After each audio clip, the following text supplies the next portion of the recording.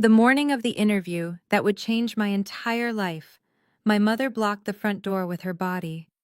She crossed her arms and told me my sister had a bottomless brunch to attend with her friends. She said I was staying home to watch my niece and nephew. When I pleaded that this job interview was my only way out of a minimum wage life, my father just laughed from his leather recliner. He told me that girls like me do not get lives, we get duties. My sister walked down the stairs, completely ignoring my tears, and dropped a heavy diaper bag right onto my bare feet. I did not cry or scream. I simply stepped over the bag, walked out the back door, and never returned. 8 years passed before they summoned me back. I am Simone, 33 years old, and today I am the founder and chief executive officer of Aegis Financial Analytics. My family had absolutely no idea I built a corporate empire from the ground up. They just thought I was finally ready to be their doormat again. Before I continue this story, let me know where you are watching from in the comments below. Hit like and subscribe if you have ever had to walk away from a toxic family to build your own success. I was sitting in the back of my chauffeur-driven SUV reviewing the final legal terms of a massive corporate merger. The leather seats were perfectly quiet, the city lights of Chicago blurring past the tinted windows as my team prepared for our biggest acquisition yet. My phone buzzed on the center console. It was a text message from Patricia, the woman I used to call Mom. "Family dinner tonight at Le Petit." The message read, "Your sister Brittany is getting a massive promotion because her retail company is being bought out by a major tech firm. Bring your checkbook. It is time you paid us back for skipping out on your family 8 years ago." My chief financial officer was sitting across from me in the SUV. He glanced at the glowing screen and advised me to ignore the message. We had a multi-million-dollar acquisition to finalize that very evening, and he knew my family history. But looking at those demanding words, I felt the phantom weight of that diaper bag hitting my feet 8 years ago. The sheer audacity of them demanding my money after giving me absolutely nothing but grief sparked a familiar fire in my chest. I thought about how Patricia and Richard had funded Brittany through college and paid for her lavish wedding while I was forced to work night shifts just to buy used textbooks. I told my driver to reroute the car to Le Petit. I walked into the high-end French restaurant wearing a plain beige trench coat. I deliberately pulled the long sleeve of my cashmere sweater down to conceal the $80,000 Patek Philippe watch resting on my wrist.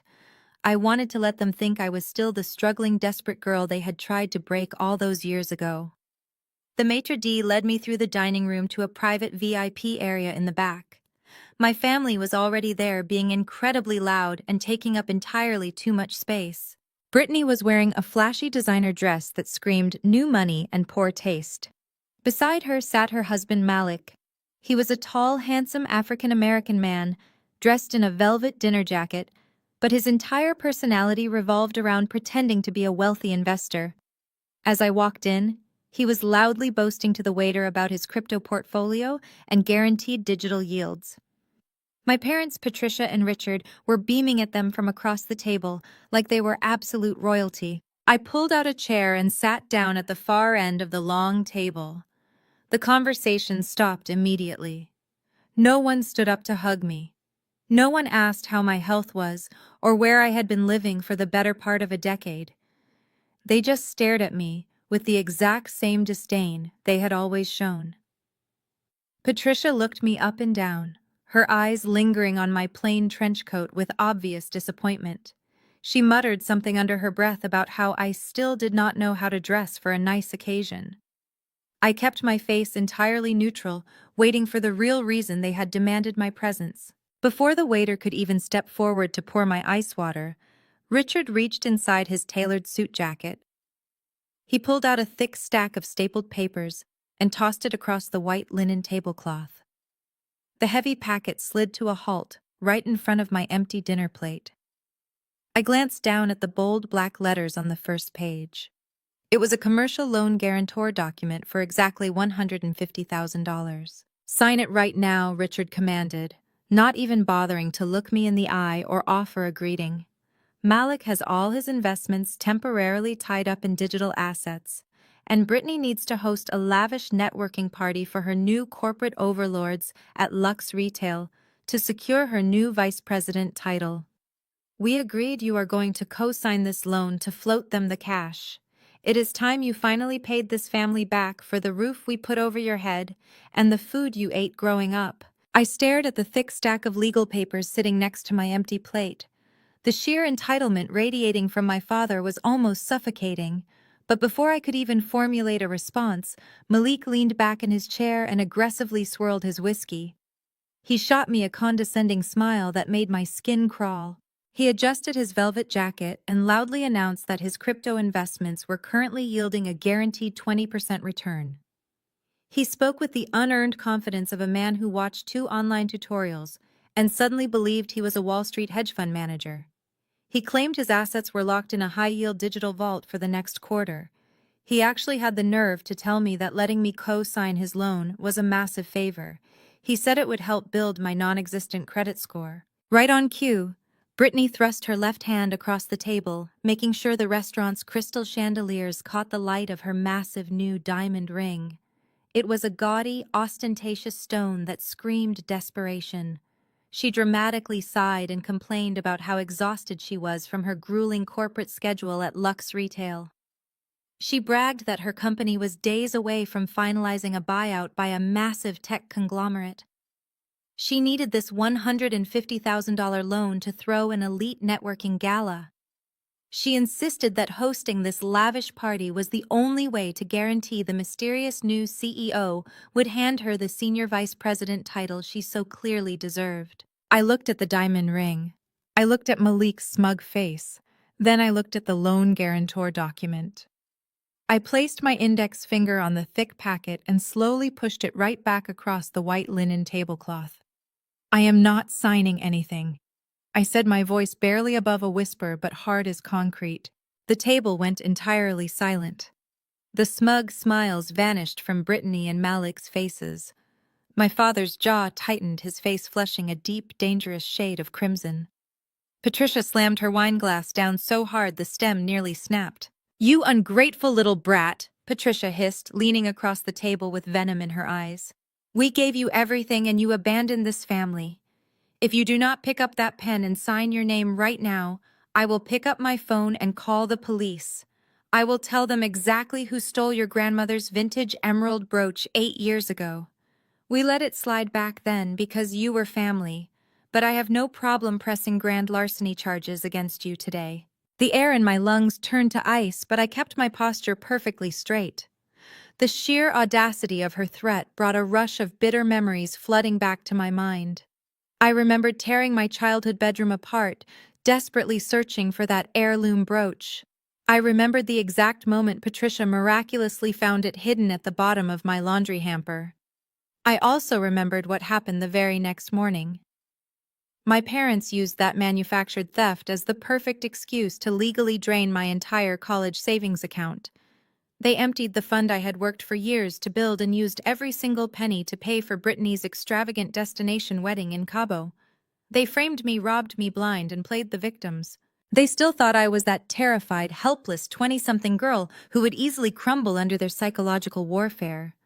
They thought the threat of police involvement would make me beg for their mercy. Instead of panicking, I raised my hand and calmly signaled the waiter. The young man rushed over in a crisp white shirt holding a silver tray with a leather billfold. The timing was impeccable. He awkwardly glanced at the tense faces around the table before placing the bill down. My father immediately pointed a rigid finger at me. "Give the check to her." Richard barked at the waiter. "Since she wants to act so high and mighty and refuse to help her own sister, she can pay for the dinner." I pulled the leather folder toward me and glanced at the receipt. $3,200. They had ordered vintage champagne, imported truffles, and prime steaks before I even walked through the front door. They fully intended to ambush me with the loan and saddle me with the dinner bill. Patricia crossed her arms, a triumphant smirk returning to her lips. She fully expected me to burst into tears. She expected me to admit I could never afford a $3,000 dinner on a minimum wage salary. She expected me to surrender. I reached into the deep pocket of my plain trench coat. I bypassed my standard corporate cards and pulled out a solid titanium American Express Centurion black card. I placed it onto the silver tray. The heavy metal made a distinct sharp clink that echoed over the soft jazz playing in the restaurant. The waiter's eyes widened. He quickly bowed his head, took the tray, and rushed toward the payment terminal. My family sat completely paralyzed. Patricia's triumphant smirk dissolved into a mask of pure confusion. She stared at the empty space where the heavy black card had just been. Malik sat up straight, his eyes darting frantically toward the waiter's station. Brittany looked at my coat, trying to comprehend how the sister she viewed as absolute trash could possess an invite-only credit card reserved for the ultra-wealthy. "Where did you get that?" Patricia stammered, her voice shaking with a mix of shock and accusation. "Who did you steal that from? Are you dating some old man? Are you involved in something illegal?" I ignored her frantic questions completely. I did not owe them a single word of explanation about my life, my wealth, or the financial empire I had spent the last 8 years building from the ground up. I waited in perfect, suffocating silence until the waiter returned. He handed me the receipt. I signed my name with a steady hand, added a massive tip for his trouble, and stood up from my chair. I slowly buttoned my trench coat, adjusting the collar with meticulous care. I began to walk toward the exit, but as I passed behind Malik's chair, I stopped. I leaned down, bringing my face right next to his ear so that every single person at the table could hear exactly what I was about to say. "You are not tied up in high-yield crypto, Malik," I said, keeping my tone entirely conversational. "You have been funneling borrowed money into leveraged digital assets, and the market just tanked. You are facing a massive margin call from Apex Trading. You owe them over $2 million, and your grace period ends exactly 48 hours from now. If you do not wire the funds by Friday afternoon, they are going to legally seize your house, your cars, and every asset attached to your name." The color instantly drained from Malik's face. He turned a sickly shade of ash gray, his hands gripping the edge of the table so tightly his knuckles turned stark white. He could not speak. He could not defend himself. He was absolutely paralyzed by the fact that I knew his deepest, darkest financial secret. Brittany looked at her husband in absolute horror, her gaudy diamond ring suddenly feeling like a very heavy anchor. Patricia and Richard sat frozen in their chairs, the illusion of their perfect, successful son-in-law shattering into a million pieces right in front of their eyes. I stood up straight, smoothed the front of my coat, and walked out the front doors of the restaurant without looking back. The heavy glass doors of the restaurant swung shut behind me, completely cutting off the suffocating air of my family and their manufactured reality. I stepped into the crisp Chicago night and breathed a massive sigh of relief. My driver Thomas was already waiting by the open door of my sleek black SUV. I slid into the quiet sanctuary of the leather back seat, feeling the sharp adrenaline of the confrontation slowly fade into pure calculated focus. For 8 long years, I had prepared for that exact moment. I knew Malik was a total fraud the second I ran a corporate background check on him months ago. Apex Trading was one of my firm's minor subsidiaries. I literally owned his debt. As the car pulled away from the curb and merged into the city traffic, I opened my laptop and went right back to finalizing my latest corporate acquisition. I assumed my parting words would keep my family paralyzed with fear for at least a few days, while Malik scrambled to save his non-existent empire. I severely underestimated Brittany's capacity for petty blind rage. I found out later exactly how the rest of their evening played out. Instead of turning to her husband and demanding to know why he was secretly millions of dollars in debt, Brittany immediately spun a chaotic narrative to protect her fragile ego. She convinced my parents that I was completely delusional. She told Patricia that my titanium credit card was either a highly convincing fake or belonged to some ancient wealthy sugar daddy who was keeping me as a glorified pet to pay for my clothes. In Brittany's mind, there was absolutely no way the sister she had bullied, mocked, and discarded could actually be successful on her own merit. To her, I was still the pathetic girl in the oversized hand-me-down clothes who could be pushed around and forced into submission. Enraged by the public embarrassment I had caused her perfect husband in a five-star restaurant, Brittany decided she needed to put me back in my proper place. She decided the ultimate revenge would be destroying whatever pathetic little job I had managed to scrape together in the city. Brittany marched into her plush corporate office at Lux Retail the very next morning with a singular, vindictive mission. She used her high-level corporate networking tools and scoured the internet until she found a dormant profile connected to my name. It listed Aegis Financial Analytics as my current employer. Because I highly valued my privacy and security, my public profile deliberately obscured my actual title as founder and CEO. It simply listed me as a financial associate. Brittany took the bait instantly. Assuming Aegis was just some mundane mid-level accounting firm, and that I was nothing more than an expendable low-level assistant, she picked up her desk phone and dialed my company's main human resources hotline. She put on her most authoritative, condescending vice president of marketing voice and demanded to speak with the head of the department. When she was routed to a secure voicemail box, she left a staggering 5-minute recording detailing a completely fabricated history of my supposed crimes. I was sitting in my corner office on the 40th floor reviewing the quarterly profit margins while sipping a black coffee. The floor-to-ceiling windows offered a stunning panoramic view of the Chicago skyline, serving as a daily reminder of the empire I had built entirely with my own two hands. A gentle knock on the thick frosted glass door broke my concentration. It was Marcus, my vice president of human resources. He was a ruthless, brilliant former corporate litigator who rarely cracked a smile, but today he walked into my suite looking like he was actively struggling to contain absolute hysterics. He held his tablet securely in one hand and closed the door behind him to ensure total privacy. He walked over to my massive mahogany desk and asked if I happened to have an older sister named Brittany. I felt my posture stiffen instantly.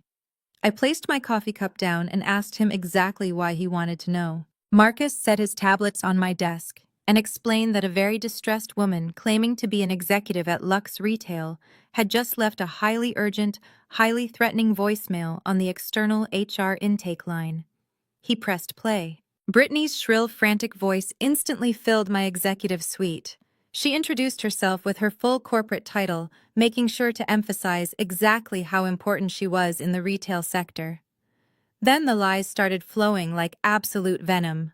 She told my HR department that it was her moral and professional duty to warn them about a severe liability currently hiding in their ranks. She claimed I was a notorious kleptomaniac who had stolen tens of thousands of dollars from my own parents to fund a gambling addiction. She told them I had a documented history of severe mental instability and violent outbursts in previous workplaces. She warned them that if they gave me access to any sensitive financial data or company credit cards, I would absolutely embezzle corporate funds to support my reckless, fraudulent lifestyle. She finished the recording by demanding they terminate my employment immediately, insisting that keeping a dangerous, toxic element like me on the payroll would undoubtedly result in a massive corporate lawsuit that would destroy their firm. The recording clicked off. The silence in my massive office was absolutely deafening. Marcus looked at me completely bewildered by the sheer audacity of the phone call. He asked if I wanted our aggressive legal department to draft a cease and desist order for defamation, slander, and corporate harassment. He was entirely ready to bury my sister in endless litigation before she even went to lunch. I looked out the window at the sprawling city below, feeling a cold, genuine smile slowly spread across my face. I shook my head and told Marcus to stand down his lawyers. I did not want to get mad.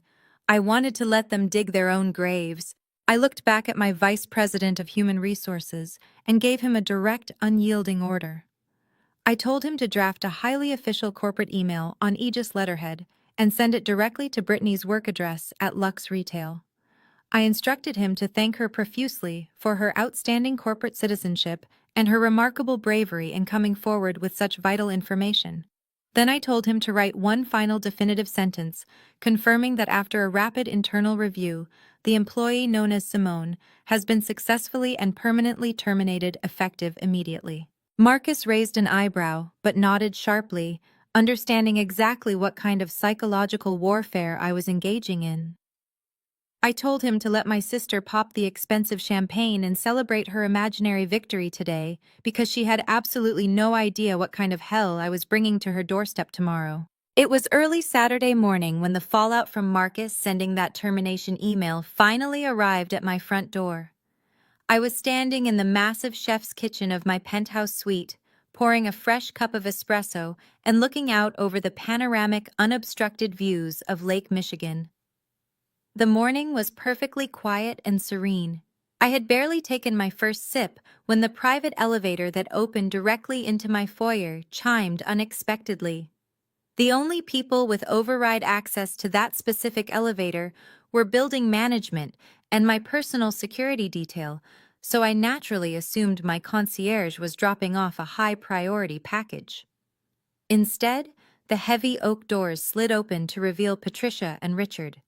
They marched right off the elevator and stepped onto my imported marble floors, carrying a stack of flattened cardboard moving boxes. My mother dropped the cardboard boxes onto my pristine entryway rug with a loud, obnoxious thud. She crossed her arms and surveyed my living room with a look of absolute disgust. She inspected the custom velvet sectionals, the crystal chandelier, and the original artwork hanging on the walls, clearly convinced that every single item was entirely bought on credit. She wasted no time pretending to be a concerned parent checking on her daughter. She smiled a tight, vicious little smile and announced that Brittany had shared the fantastic news. According to Patricia, the universe had finally stepped in to teach me a harsh lesson about arrogance and disrespect. She said my sister was an absolute saint for calling my employer and getting me fired because it forced me to stop living a delusional, flashy lie. Richard stepped forward aggressively, adjusting his country club golf shirt, and told me the family had graciously held an emergency meeting to decide my fate. Since I was now completely unemployed and entirely useless to the corporate world, they had devised a master plan for me to pay off my mounting debts and earn my keep. He pointed at the flattened cardboard boxes on the floor and ordered me to start packing my things immediately. Their grand solution to my imaginary financial crisis was that I would surrender my luxury penthouse move back into their damp, unfinished basement and serve as a full-time unpaid nanny for Brittany and Malik. Patricia chimed in, her voice dripping with artificial sweetness. She added that taking care of my nephew and niece 24 hours a day would be my penance for humiliating Malik at the restaurant. She said that once I was living under their roof again, I could use whatever meager unemployment checks I collected to start paying them back for the food I ate and the electricity I used as a child. I stood perfectly still behind my kitchen island, holding my espresso cup, absolutely fascinated by the sheer depth of their delusion. I asked them calmly, what on earth made them think I would ever agree to surrender my peace and quiet, to become a glorified servant for a sister who just actively tried to ruin my career? Richard turned a deep shade of purple. He aggressively closed the distance between us, his voice echoing off the high vaulted ceilings as he yelled that I had always been a colossal, ungrateful failure. He screamed that I was just renting a life I could not possibly afford, playing dress-up in a luxury high-rise, just like I tried to rent that expensive graduation gown they blatantly refused to pay for 8 years ago. He reminded me how I had to walk across my college stage in a cheap borrowed dress because I thought I was better than the family that raised me. He told me I was nothing but a fraud drowning in credit card debt and that I needed to submit to my betters before I ended up in jail. Patricia pulled out her cell phone and smugly declared that if I did not start packing my bags right this second, she was going to call the building management and have me physically thrown out onto the street as a jobless squatter. She said she would make sure my eviction was incredibly humiliating and painfully public, so all my wealthy neighbors could see the pathetic fraud I truly was. I did not panic. I did not raise my voice or show a single ounce of fear. I simply gestured toward the elevator with my free hand and told her to go right ahead and call them. Patricia furiously punched the button for the concierge on the wall panel, loudly demanding through the intercom that the building manager come up to the penthouse immediately to remove a highly belligerent delinquent tenant. We waited in tense, suffocating silence for exactly 3 minutes before the private elevator chimed again. Mr. Sterling, the impeccably dressed building manager, stepped into my foyer, flanked by two burly security guards in dark suits. Patricia immediately pointed her manicured finger at me, demanding that Mr. Sterling throw me out that very instant, because I had just lost my job and was completely incapable of paying the astronomical rent on this multi-million-dollar suite. She instructed the security guards to grab my arms and drag me to the service elevator. Mr. Sterling did not even look at my mother. He turned directly to me, gave a deep, respectful bow of his head, and asked if these unauthorized visitors were causing a disturbance that required police intervention. Patricia gasped in absolute outrage, her jaw dropping open in shock. But before she could scream at him for ignoring her commands, Mr. Sterling stepped smoothly past her and handed Richard a thick, laminated legal document. It was a permanent, legally binding trespass notice. I took a slow, deliberate sip of my espresso and smiled at the two people who thought they could break me. I do not rent here, Dad. My real estate trust owns this entire building. Security escort them out. The heavy oak doors of the private elevator slid shut, instantly, silencing Patricia's frantic, echoing screams. I stood perfectly still behind my kitchen island, listening to the mechanical hum of the elevator carrying my parents down 40 floors to the street level. Richard had not said a single word. When Mr. Sterling handed him that permanent trespass notice, the color had completely drained from my father's face. He had stared at the laminated paper as if it were written in an alien language, entirely incapable of processing the fact that the daughter he viewed as a worthless failure was the legal owner of a $50 million residential skyscraper. I looked down at the cheap flattened cardboard boxes they had dumped on my imported rug. They actually brought moving boxes to pack up my life. I picked them up, walked over to the disposal chute, and dropped them into the darkness. I went back to my kitchen counter, took another slow sip of my espresso, and smiled.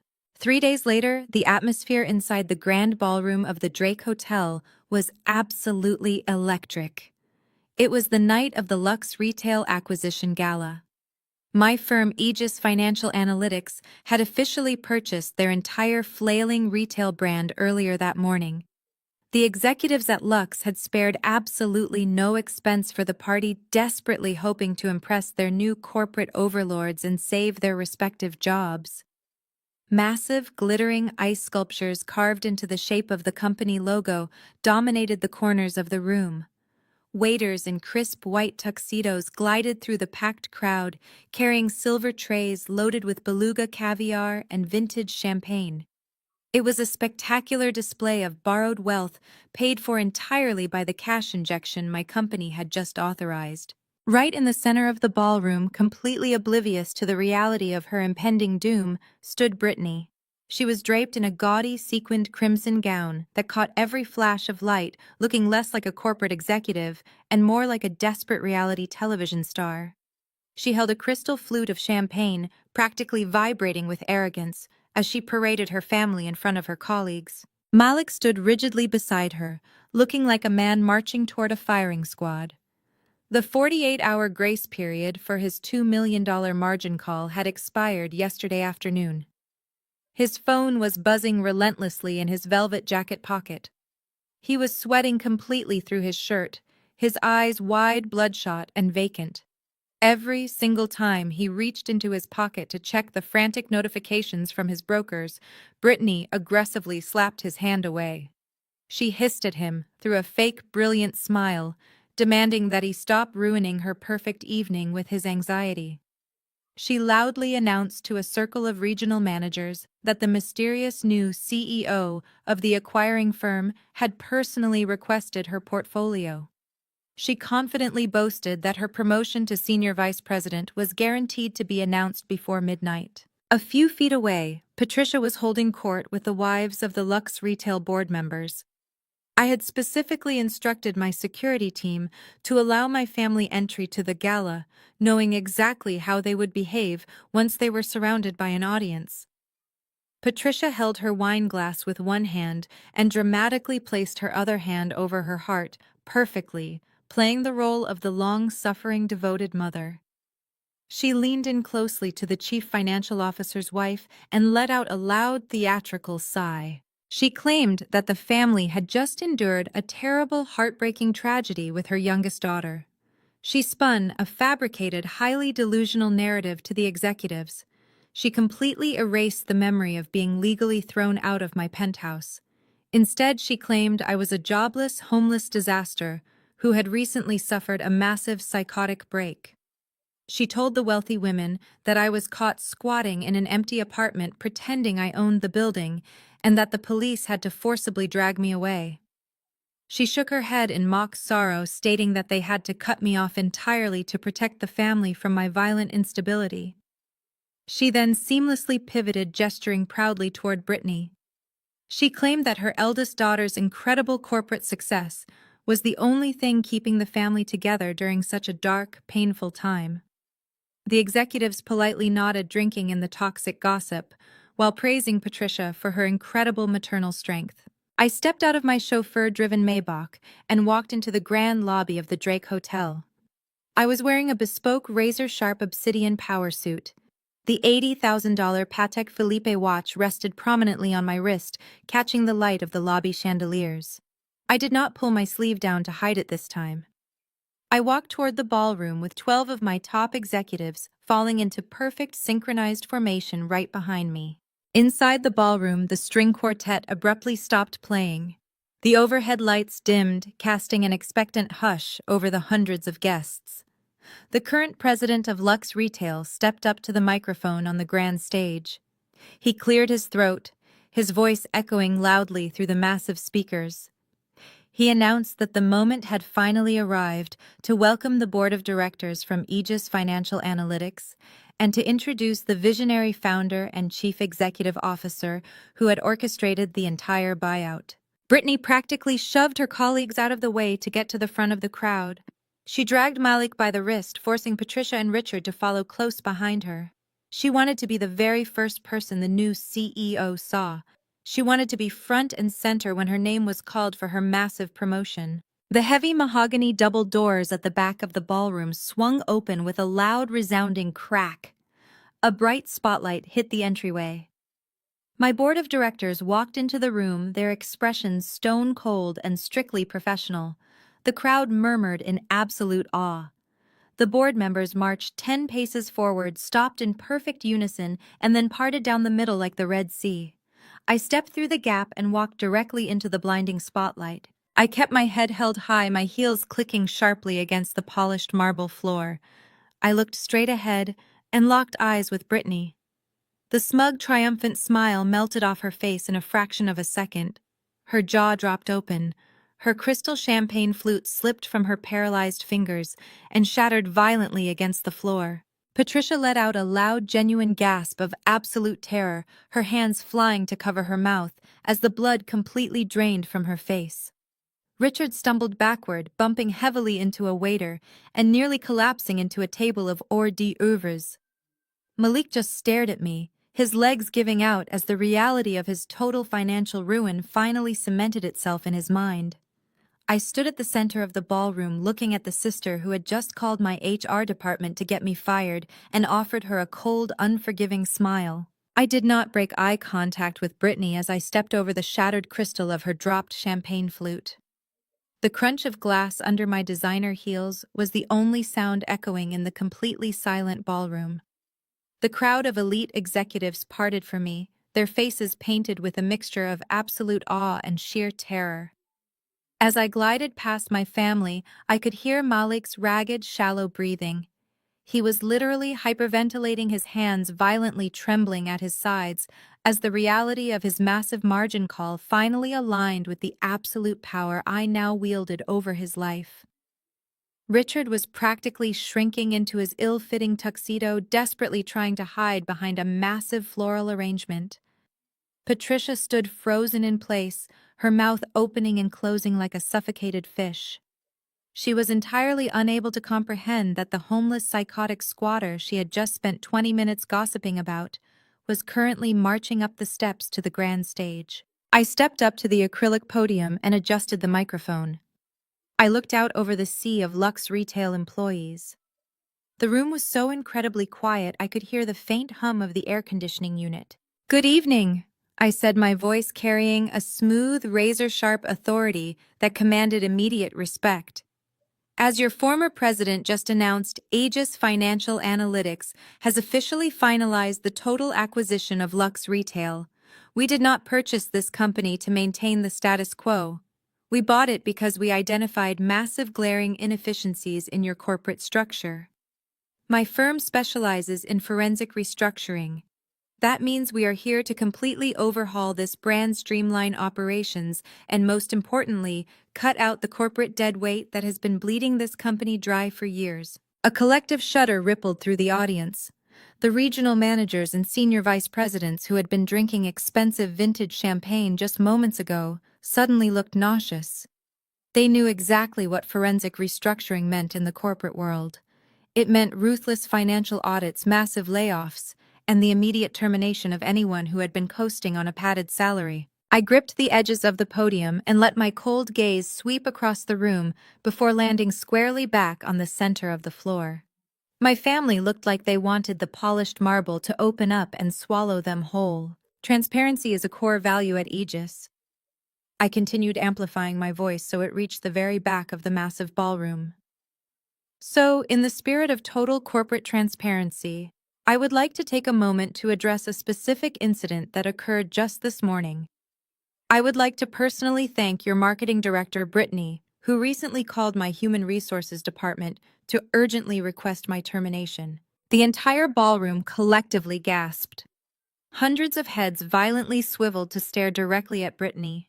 The executives who had been forced to endure her arrogant boasting all evening now looked at her with pure unadulterated horror. Brittany's face turned a sickening shade of magenta. She physically recoiled, looking frantically around the room as the colleagues she had been trying to impress suddenly backed away from her. They treated her like she was actively contagious, leaving her standing entirely alone in the center of the room with Malik and my parents. "It was a bold move," I said, my voice dripping with lethal sarcasm. Calling the HR department of the acquiring firm to falsely accuse an employee of grand larceny and severe mental instability takes a very special kind of audacity. Unfortunately for her, firing the owner of the company is a logistical nightmare. The tense silence completely shattered. Hushed whispers erupted across the ballroom like wildfire.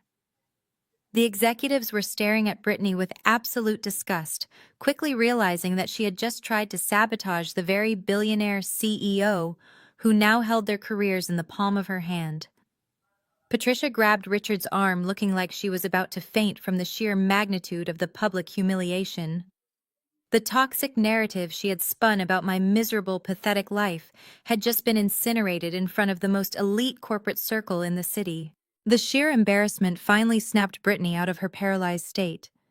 The reality that her entire corporate career, her social standing, and her desperate bid for a senior vice president title were currently going up in flames pushed her into absolute panic. She completely abandoned her sophisticated executive persona. She lunged forward, pushing past a group of terrified regional managers and tried to rush the stage. "Simone, wait!" Brittany cried out, her voice shrill and desperate, as she scrambled toward the short staircase. "Simone, please, we are sisters. We are family. You know I did not mean any of that. It was just a silly misunderstanding. We need to talk about this privately." Before her foot could even touch the first step, two of my massive stone-faced security guards stepped smoothly into her path.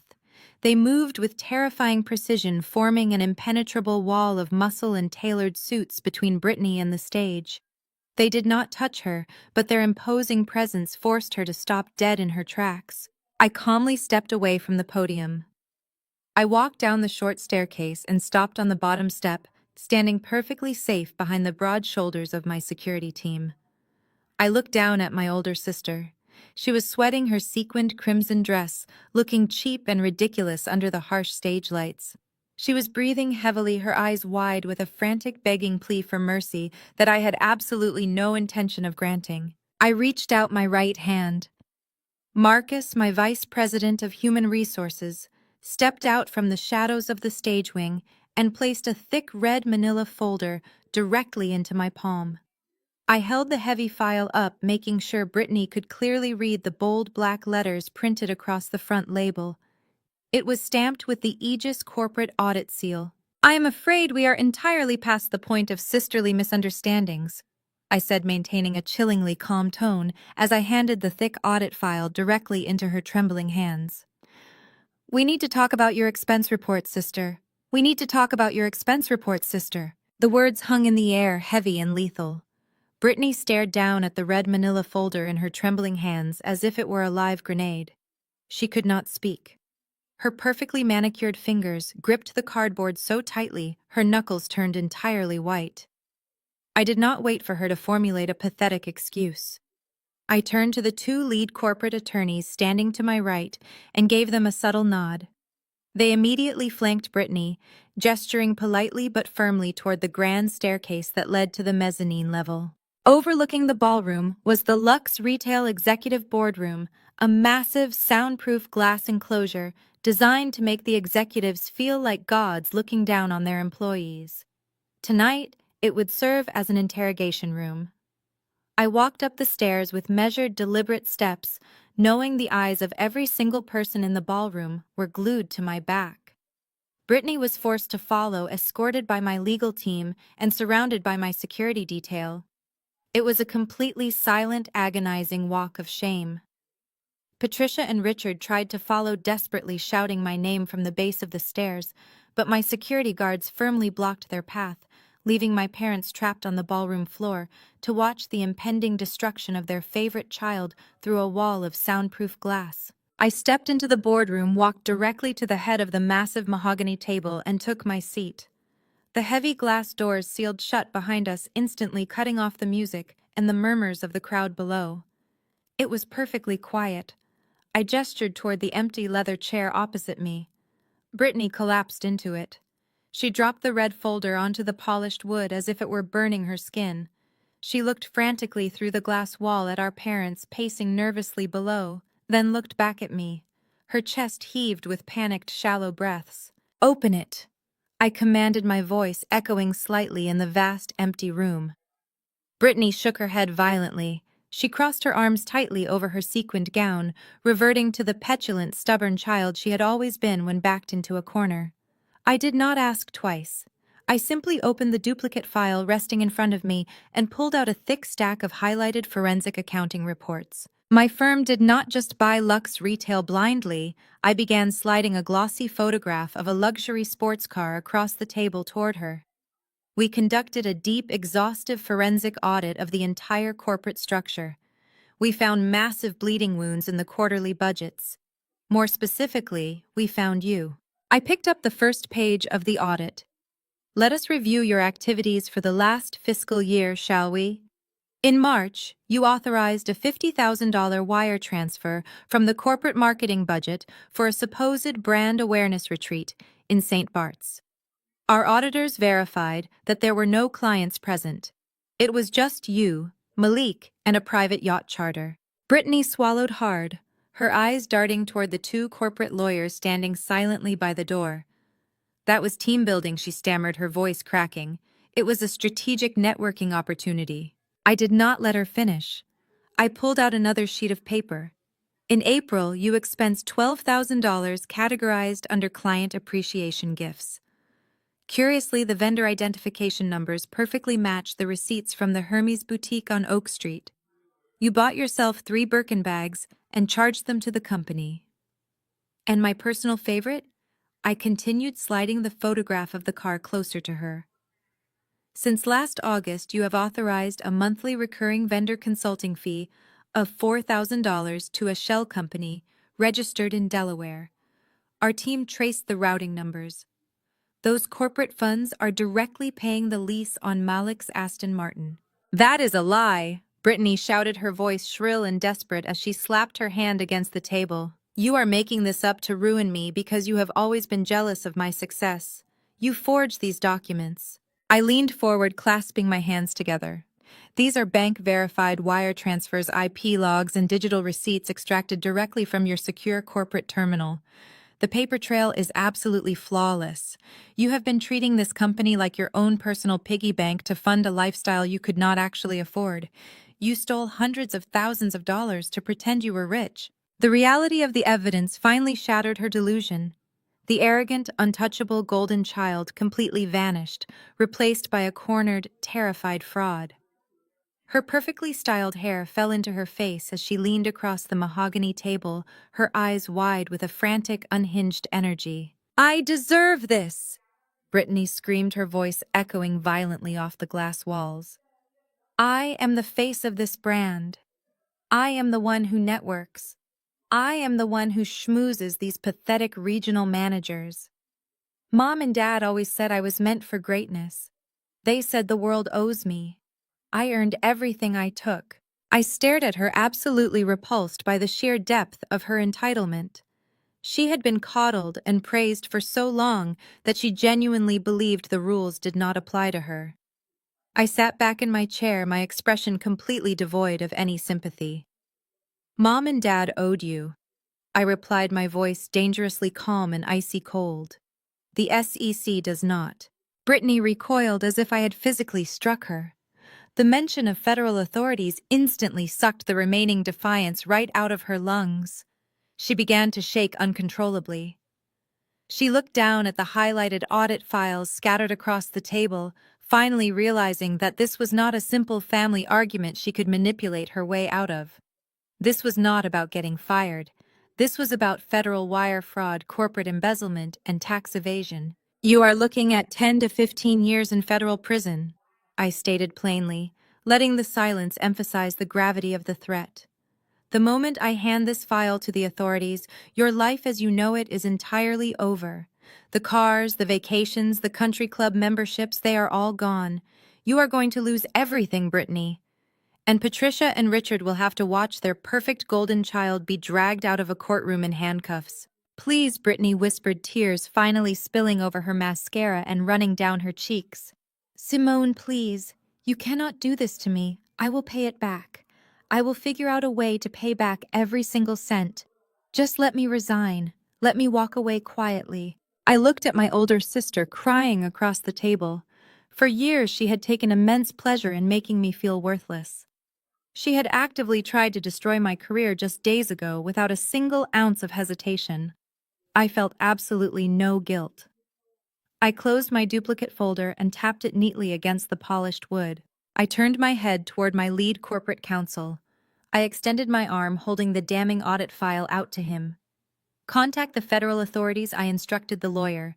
"Hand over all our forensic evidence to the SEC and initiate the criminal prosecution protocols immediately." The lawyer stepped forward, extending his hand to take the file that would seal Brittany's fate. Suddenly, a loud, violent crash shattered the quiet tension of the room. The heavy, soundproof glass door of the boardroom was violently kicked open, slamming hard against the interior wall. The glass shuddered under the immense impact. Malik stood in the doorway, his tuxedo jacket discarded, his tie ripped open, and his dress shirt soaked in nervous sweat. His chest heaved as he glared at me with desperate, unhinged fury. "You put that file down right now!" Simone, Malik demanded, his voice cracking with a dangerous, explosive panic. "You are going to back down, or I swear to God I will make you regret it." Malik stormed fully into the executive boardroom, his heavy footsteps echoing violently against the acoustic panels. He marched directly toward the head of the mahogany table, completely ignoring the two highly trained corporate security guards who instantly stepped off the wall to intercept him. His face was a dangerously dark shade of crimson, the veins in his neck bulging against his sweat-soaked collar. He slammed both of his fists down onto the polished wood, mere inches from my laptop, leaning his massive frame forward in a blatant, aggressive attempt to physically tower over me. The two security guards immediately unclipped the holsters at their waists, moving in to physically subdue him. I did not flinch. I did not lean back in my leather chair. I simply raised a single manicured finger into the air. The guards froze, instantly stepping back but remaining perfectly coiled to strike. I wanted to handle Malik myself. "You are going to rip up that audit right now," Malik sneered, spit flying from his lips as he pointed a shaking finger directly at my face. You are going to sign the paperwork making Brittany the senior vice president of marketing, and you are going to keep your mouth shut. We are your family, Simone. You owe us. When your very first startup went under 5 years ago, I was the one who graciously let you sleep on our brand new sectional sofa. I was the one who bought you groceries when you could not even afford a decent meal. You are just a bitter, jealous little girl playing dress-up with a corporate credit card, and I'm telling you to fix this right now for the sake of the family. I sat perfectly still, listening to the sheer, unadulterated delusion pouring out of his mouth. He genuinely believed he could intimidate the owner of a multi-billion-dollar financial firm by bringing up a bag of groceries he bought half a decade ago. I looked past his sweating, furious face and glanced through the soundproof glass walls of the boardroom.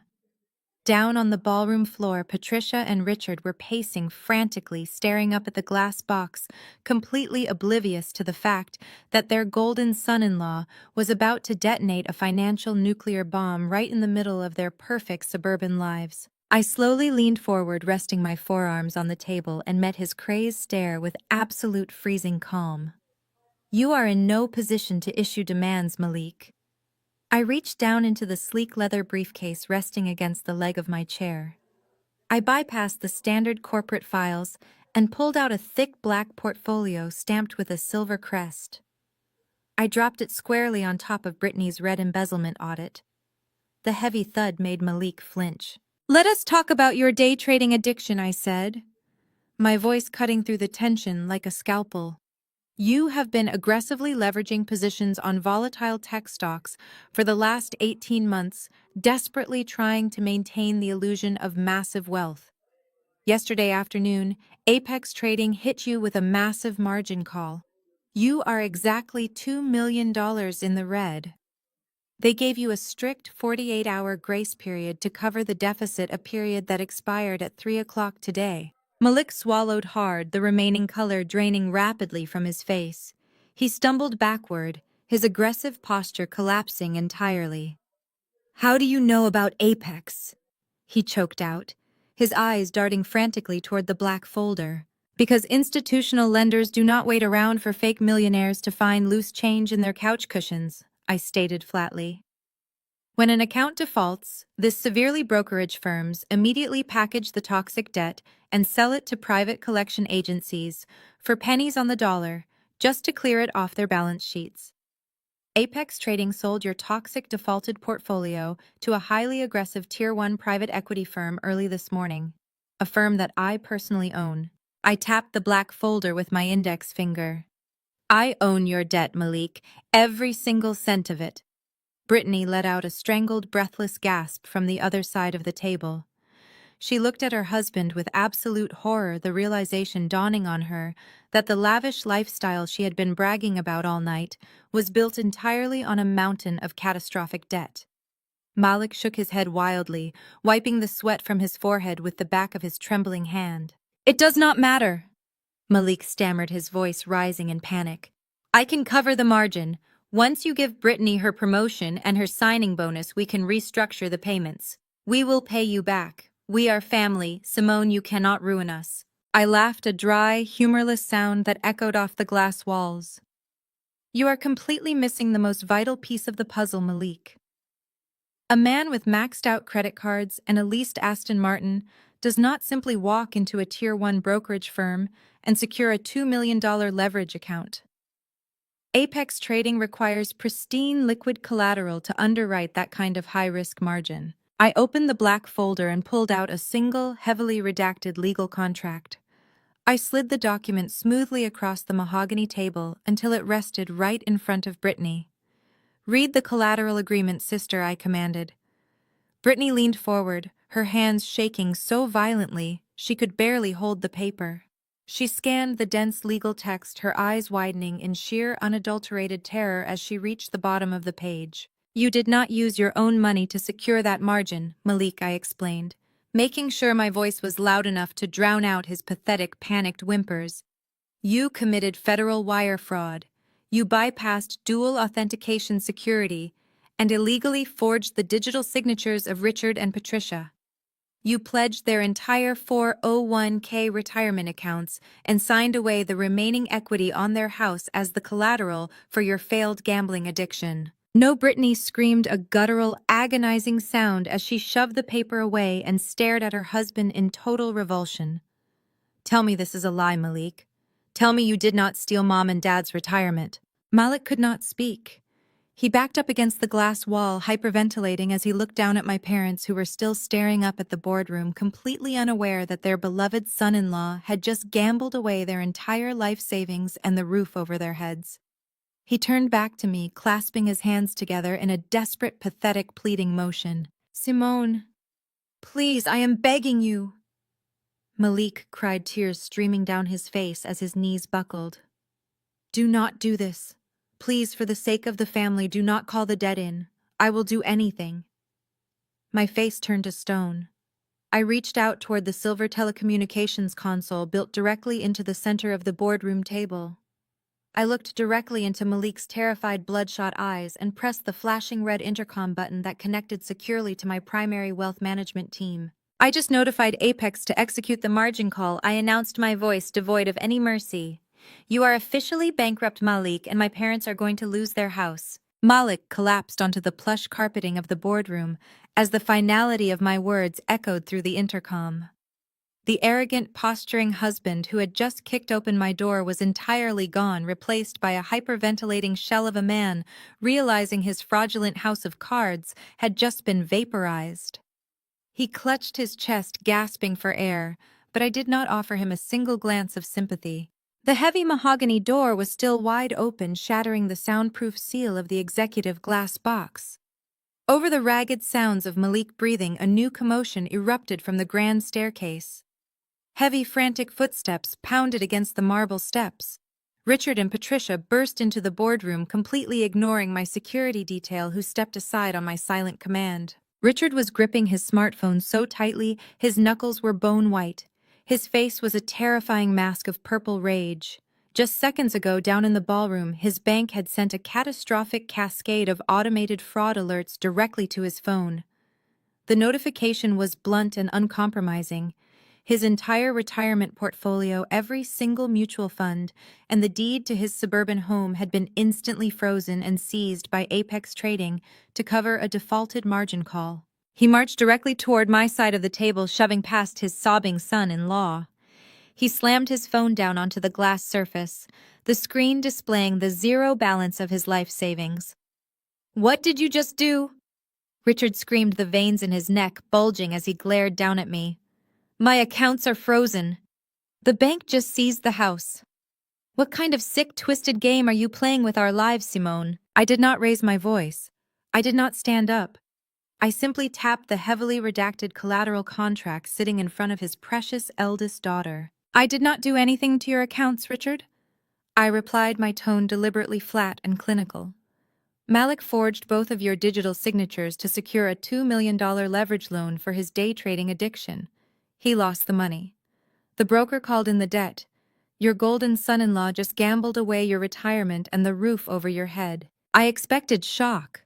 I expected Richard to turn around and violently confront the man who had just stolen decades of his hard-earned money. I expected Patricia to scream at the man who had bankrupted her. Instead, I witnessed a masterclass in psychological delusion. Patricia rushed to Malik, dropping to her knees to wrap her arms protectively around the very man who had just financially ruined her. She glared up at me with absolute, unfiltered hatred. "He is family!" Patricia shrieked, holding a sobbing Malik against her shoulder. "He was just trying to provide for Brittany. He would have won the money back. You are a billionaire, Simone. You own the trading firm. You could have quietly erased the debt. You could have fixed this without destroying our lives. You did this to us on purpose because you are a vindictive, hateful child." The sheer audacity of her statement hung in the cold air of the boardroom. She was actively shielding a federal criminal while blaming me for his crimes simply because I refused to cover his multi-million-dollar theft. Richard slammed his fist against the table, demanding my immediate compliance. "You are going to pick up that phone right now and call your brokers," he ordered, his voice dripping with the familiar dictatorial entitlement of my childhood. You are going to authorize a complete release of our assets. You are going to pay off whatever Malik owes, and you are going to restore our accounts to their full balance. You have the money. It is pennies to you. You owe this family, and you are going to fix this mess. I slowly leaned back in my leather chair, perfectly calm amidst their collective hysteria. I owe you nothing, I stated, staring directly into Richard's furious eyes. You made your bed when you stood in my penthouse and demanded I become an unpaid servant to a sister who actively tried to ruin my career. You co-signed Brittany's delusion. Now you get to co-sign Malik's bankruptcy.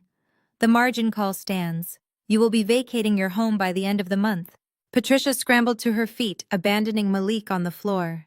She marched right up to the edge of the mahogany table, pointing a manicured finger aggressively at my face. She decided to deploy the only weapon she thought she had left. You think you are so untouchable up here in your glass tower? Patricia spat, her voice trembling with venomous spite. If you do not unfreeze those accounts right this second, I am going straight to the press. I will call the Wall Street Journal. I will call every local news station in this city. I will tell them exactly what kind of monster runs Aegis Financial Analytics. She leaned closer, her eyes manic.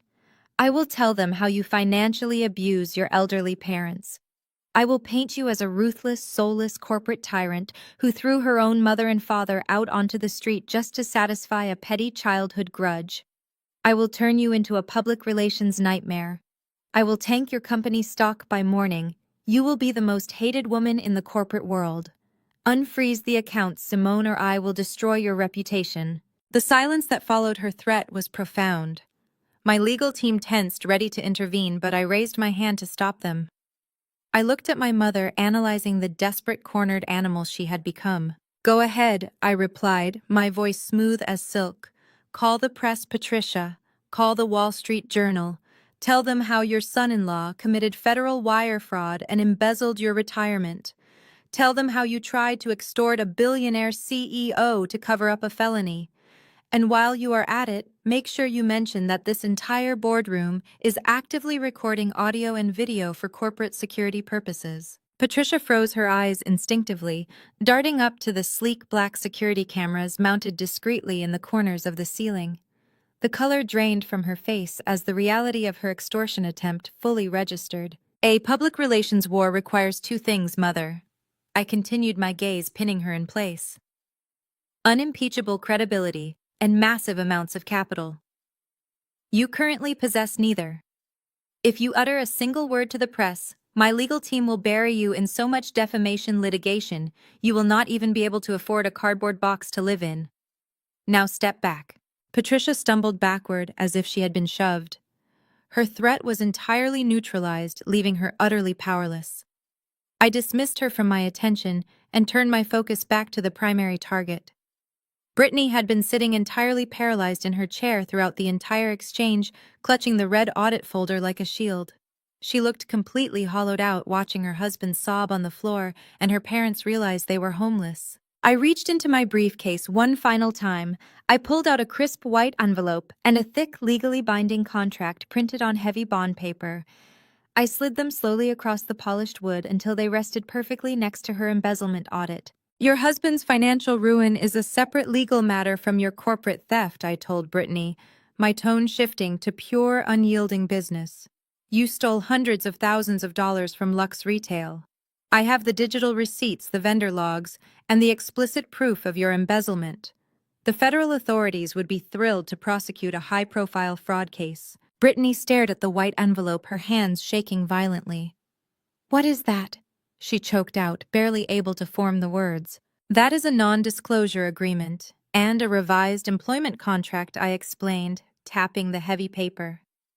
I am offering you a singular, non-negotiable lifeline. You have a choice, sister. You can walk out of this room right now, and I will hand your audit directly to the authorities.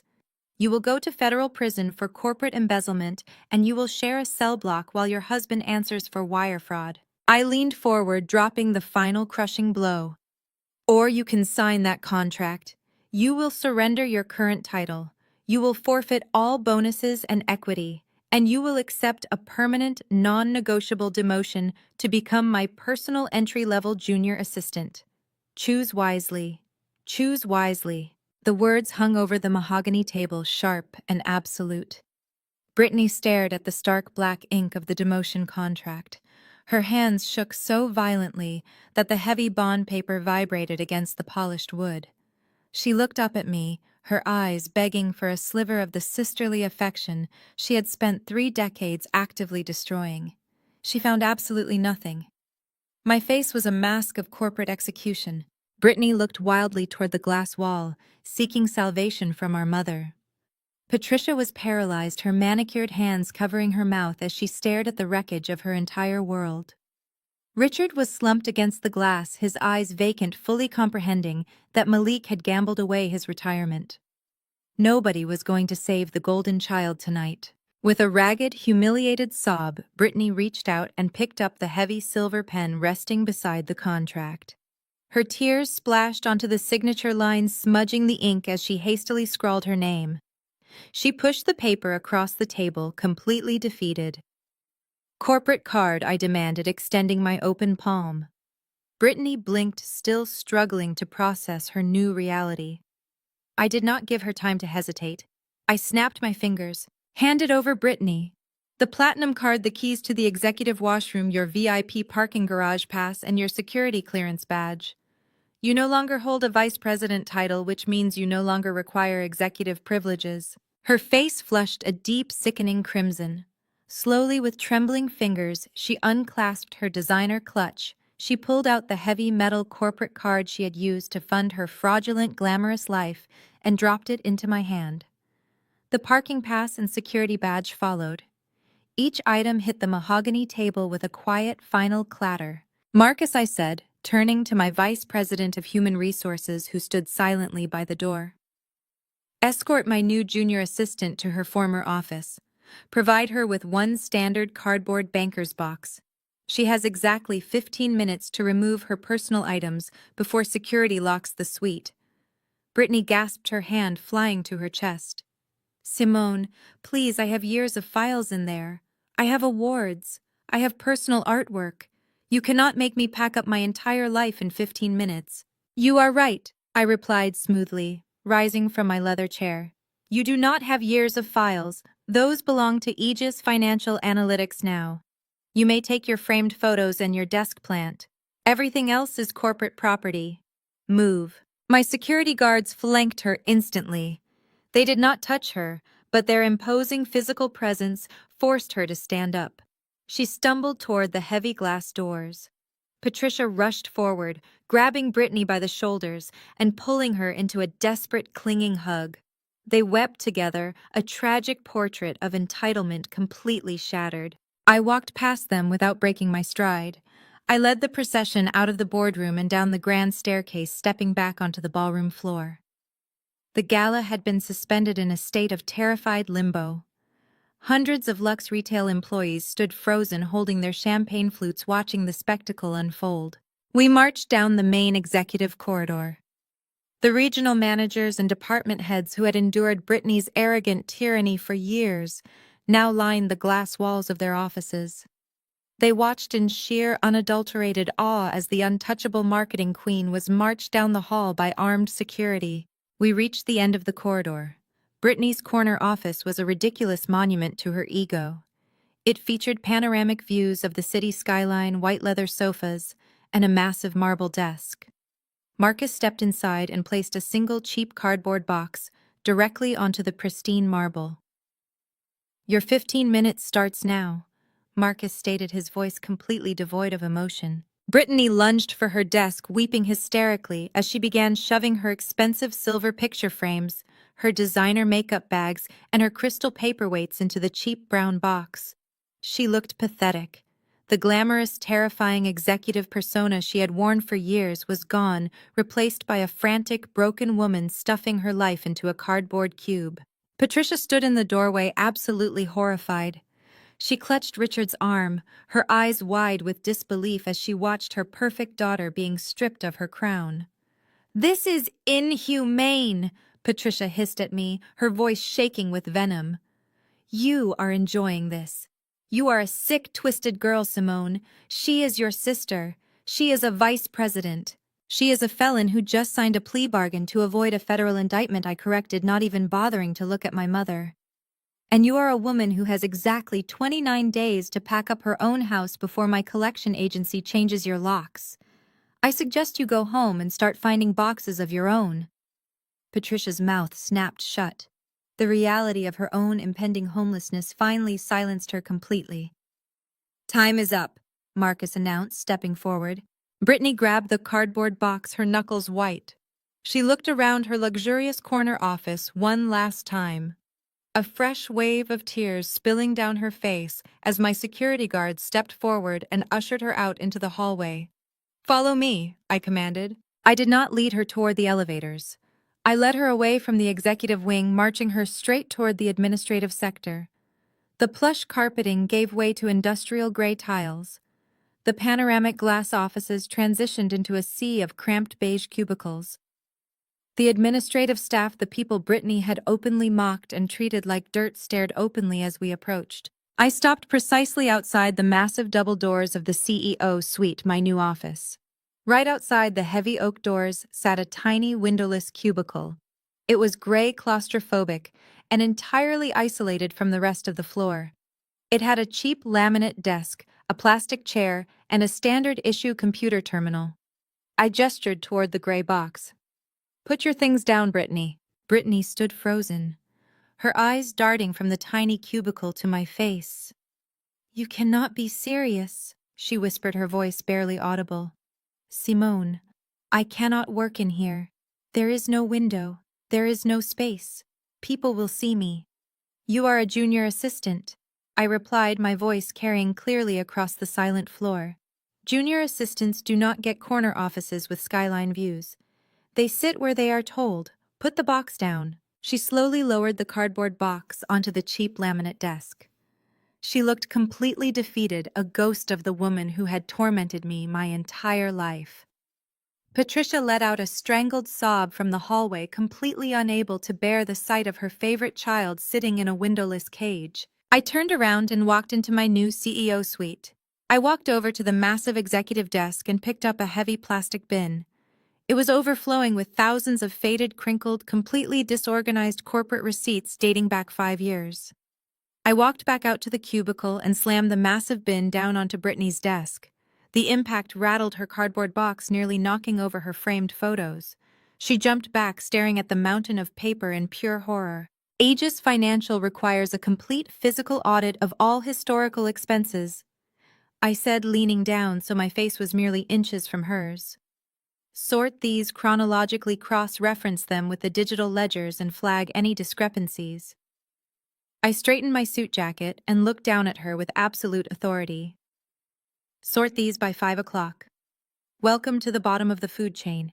I walked into my massive suite and let the heavy oak doors click shut, leaving Brittany completely alone in her gray box with a plastic bin of crumpled paper. By 8 o'clock the next morning, the reality of her new existence had fully set in. She arrived at the office wearing a subdued off-the-rack pantsuit, her eyes red-rimmed and exhausted. She walked tentatively toward my desk, holding a legal pad, waiting for me to acknowledge her. I did not look up from my quarterly projections. I slid a yellow sticky note across the polished mahogany.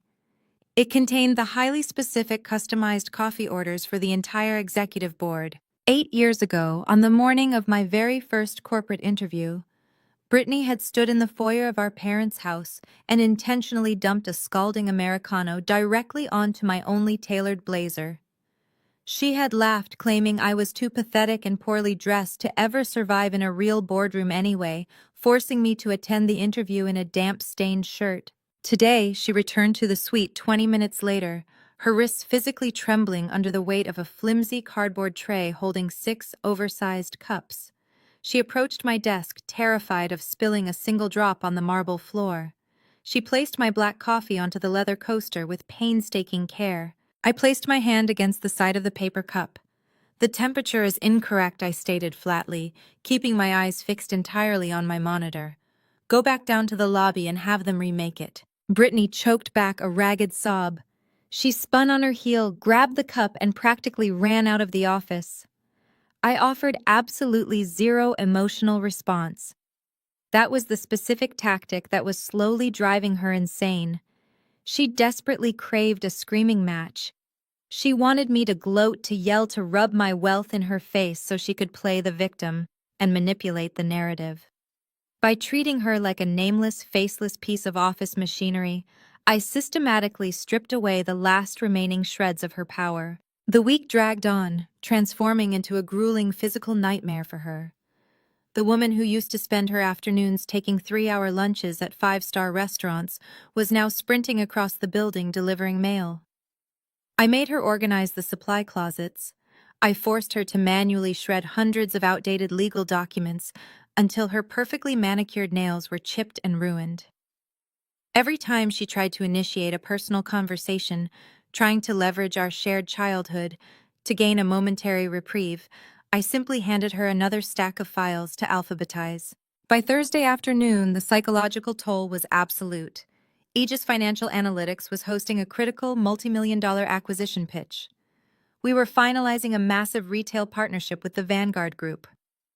The Vanguard Executive Board included Victoria Sterling and Chloe Vance. These were women Brittany had played tennis with every Tuesday at the exclusive Oak Ridge Country Club. They were the elite socialites she had spent thousands of stolen corporate dollars trying to impress. 10 minutes before the Vanguard executives were scheduled to arrive, I summoned Brittany to my desk. I handed her a dry cleaning ticket. "Go to the tailor on the ground floor and retrieve my suits," I instructed. "Be quick about it." I timed the collision perfectly. I was standing in the center of the glass-walled executive lobby shaking hands with Victoria and Chloe when the main elevator doors chimed open. Brittany stepped out. She was struggling to carry 3 heavy plastic-wrapped suits draped over one arm while balancing a massive tray of catered sandwiches in the other hand. Her hair was frizzy from the humidity outside, and her cheap blazer was wrinkled. Victoria actually gasped, taking a step back in sheer shock. "Brittany, what on earth are you doing?" Brittany froze like a deer in headlights. The color drained entirely from her face. One of the heavy suit bags slipped from her shoulder, landing on the floor with a pathetic swoosh. She tried to smile desperately, trying to project her old, arrogant country club persona. "Victoria, Chloe, I am just restructuring my workflow. I am taking a hands-on approach to the new corporate transition." I stepped smoothly forward and picked up my dry cleaning from the floor. "My junior assistant is still adjusting to the pace of the administrative sector," I told the Vanguard executives, my voice perfectly polite and entirely dismissive.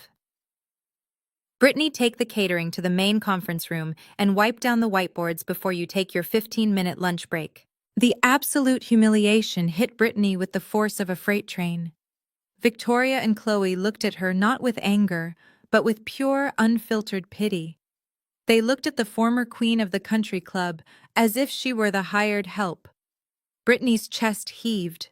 She scrambled to adjust the sandwich tray, ducked her head, and practically sprinted down the hallway to escape their staring eyes.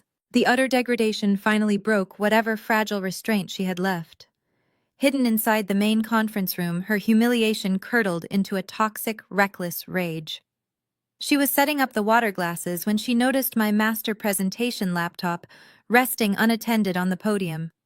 I was still out in the lobby giving the clients a brief tour of the architectural models. Brittany knew her basic administrative access codes still worked on the local network. She slipped behind the podium and opened the presentation file. It took her less than 30 seconds. She accessed the master slide deck for the Vanguard acquisition. She highlighted the core financial projections, the margin analysis, and the 10-year growth models that justified the entire buyout. She hit delete, permanently corrupted the backup autosave file, and quietly slipped out the back door of the boardroom. 10 minutes later, I stood at the head of the massive mahogany table. The Vanguard executives sat comfortably holding their branded pens and watching me expectantly. Brittany stood in the far back corner of the room holding a notepad. A sinister, triumphant smirk had finally returned to her face. She was waiting for me to publicly fail, waiting for my billion-dollar deal to collapse in front of the very women she wanted to impress. I picked up the laser pointer. I confidently pressed the button to bring up the primary financial models. The massive projector screen behind me flashed bright white hist, and then displayed a massive fatal file error message. The harsh blue light of the error screen illuminated the room, casting an icy glow across the faces of the Vanguard executives. Victoria and Chloe shifted uncomfortably in their leather chairs, exchanging a quick, concerned glance. In the back corner of the boardroom, Brittany stood with her arms crossed over her cheap, wrinkled pantsuit. A toxic, triumphant smirk was plastered across her face.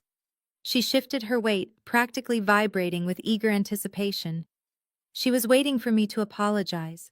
She was waiting for me to sweat to panic, to crumble into a pathetic, flustered mess in front of the most powerful women in the retail sector. I looked at the fatal error message flashing on the massive screen. I looked at Brittany. I did not blink. I did not offer a single word of apology to my clients. I reached out and calmly pressed the master power switch on the podium console. The projector hummed and powered down, plunging the front of the room back into sophisticated ambient lighting. I stepped away from the podium, abandoning the useless laptop entirely, and walked directly to the center of the mahogany table. Ladies, a digital slide deck is merely a visual crutch for executives who do not intimately understand their own capital, I said, my voice steady, smooth, and absolute. Let us talk raw, unfiltered numbers. I launched directly into the pitch. I used no notes. I referenced no visuals. I delivered pure, unadulterated financial mastery. Vanguard's current retail acquisitions are suffering a 12% attrition rate due to outdated logistical algorithms, I stated, pacing slowly at the head of the table. Aegis Financial Analytics has developed a proprietary predictive margin analysis model. By restructuring your debt-to-equity ratio and liquidating your underperforming regional assets, we project a 24% revenue increase within the first 36 months. I did not stop there. I rattled off complex algorithms, quarterly yield projections, and international market volatility metrics with flawless precision. Our 10-year growth models indicate that absorbing Lux Retail's supply chain infrastructure will reduce your overhead by $40 million annually. I continued, my gaze sweeping between Victoria and Chloe. We accomplish this by entirely restructuring corporate vendor contracts, executing aggressive tax deferment strategies, and eliminating bloated, unnecessary executive compensation packages. I let my eyes drift to Brittany on that last sentence. Her triumphant smirk instantly vanished. The realization hit my older sister like a physical blow to the chest. She had actually believed that deleting a digital file would break me. She completely failed to comprehend that I did not just buy this massive financial firm, I built my entire empire from scratch, using nothing but my own intellect and ruthless ambition. I knew every single algorithm, every fractional percentage, and every market projection because I had written them myself while she was busy attending daytime charity luncheons on our father's dime. Victoria Sterling leaned forward, her hands clasped tightly together on the table, completely captivated by the presentation. Chloe Vance was furiously taking notes on her leather-bound legal pad. They began firing off aggressive high-level questions about domestic shipping tariffs and competitive market saturation. I answered each one instantly, citing exact figures and historical data trends without a second of hesitation. The energy in the room shifted entirely from a potential technical disaster to an absolute masterclass in corporate dominance. We are offering a complete forensic overhaul, I concluded, resting my hands flat on the polished mahogany table and leaning forward to hold Victoria's gaze. Aegis provides the analytical architecture, and Vanguard scales its retail footprint. It is a mutually guaranteed monopoly. The room fell into a heavy, charged silence. Victoria closed her portfolio with a decisive snap. She looked at Chloe, who gave a definitive, firm nod of approval. Victoria stood up, adjusting the cuffs of her immaculate blazer, and extended her hand across the table. I have sat through hundreds of acquisitions in my career, Simone. Victoria said, her voice ringing with deep, undeniable respect. I have never seen a chief executive officer deliver a $200 million operational breakdown entirely from memory. You have a deal. Aegis and Vanguard are officially partners. I shook her hand firmly, cementing the billion-dollar alliance. The adrenaline in the room was palpable. Brittany was practically shrinking into the drywall in the back corner of the room. Her petty, pathetic sabotage had not just failed, it had provided the exact platform I needed to prove my absolute superiority to the most important clients of the quarter. She looked down at the cheap steno pad in her trembling hands, utterly humiliated. She was wearing a discount store uniform, holding a pen like a glorified servant, and was entirely invisible to the elite women she once considered her closest social peers. Victoria picked up her designer briefcase and turned toward the heavy glass doors to exit the boardroom. As she reached for the stainless steel handle, she paused. She turned her head and looked directly at Brittany. Victoria examined my sister from head to toe with a cold, clinical curiosity, taking in the frizzy hair and the defeated posture. Victoria turned back to look at me. "By the way, Simone," Victoria said, adjusting the leather strap of her bag. "Your new junior assistant here. Her father is Richard, correct?" I maintained a perfectly neutral expression and gave a single nod. "That is correct." Victoria let out a dry, humorless chuckle. I thought she looked familiar.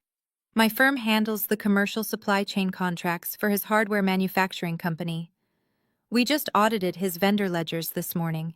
He has been defaulting on our invoices for 6 consecutive months. He is completely over-leveraged, and his cash flow is entirely non-existent."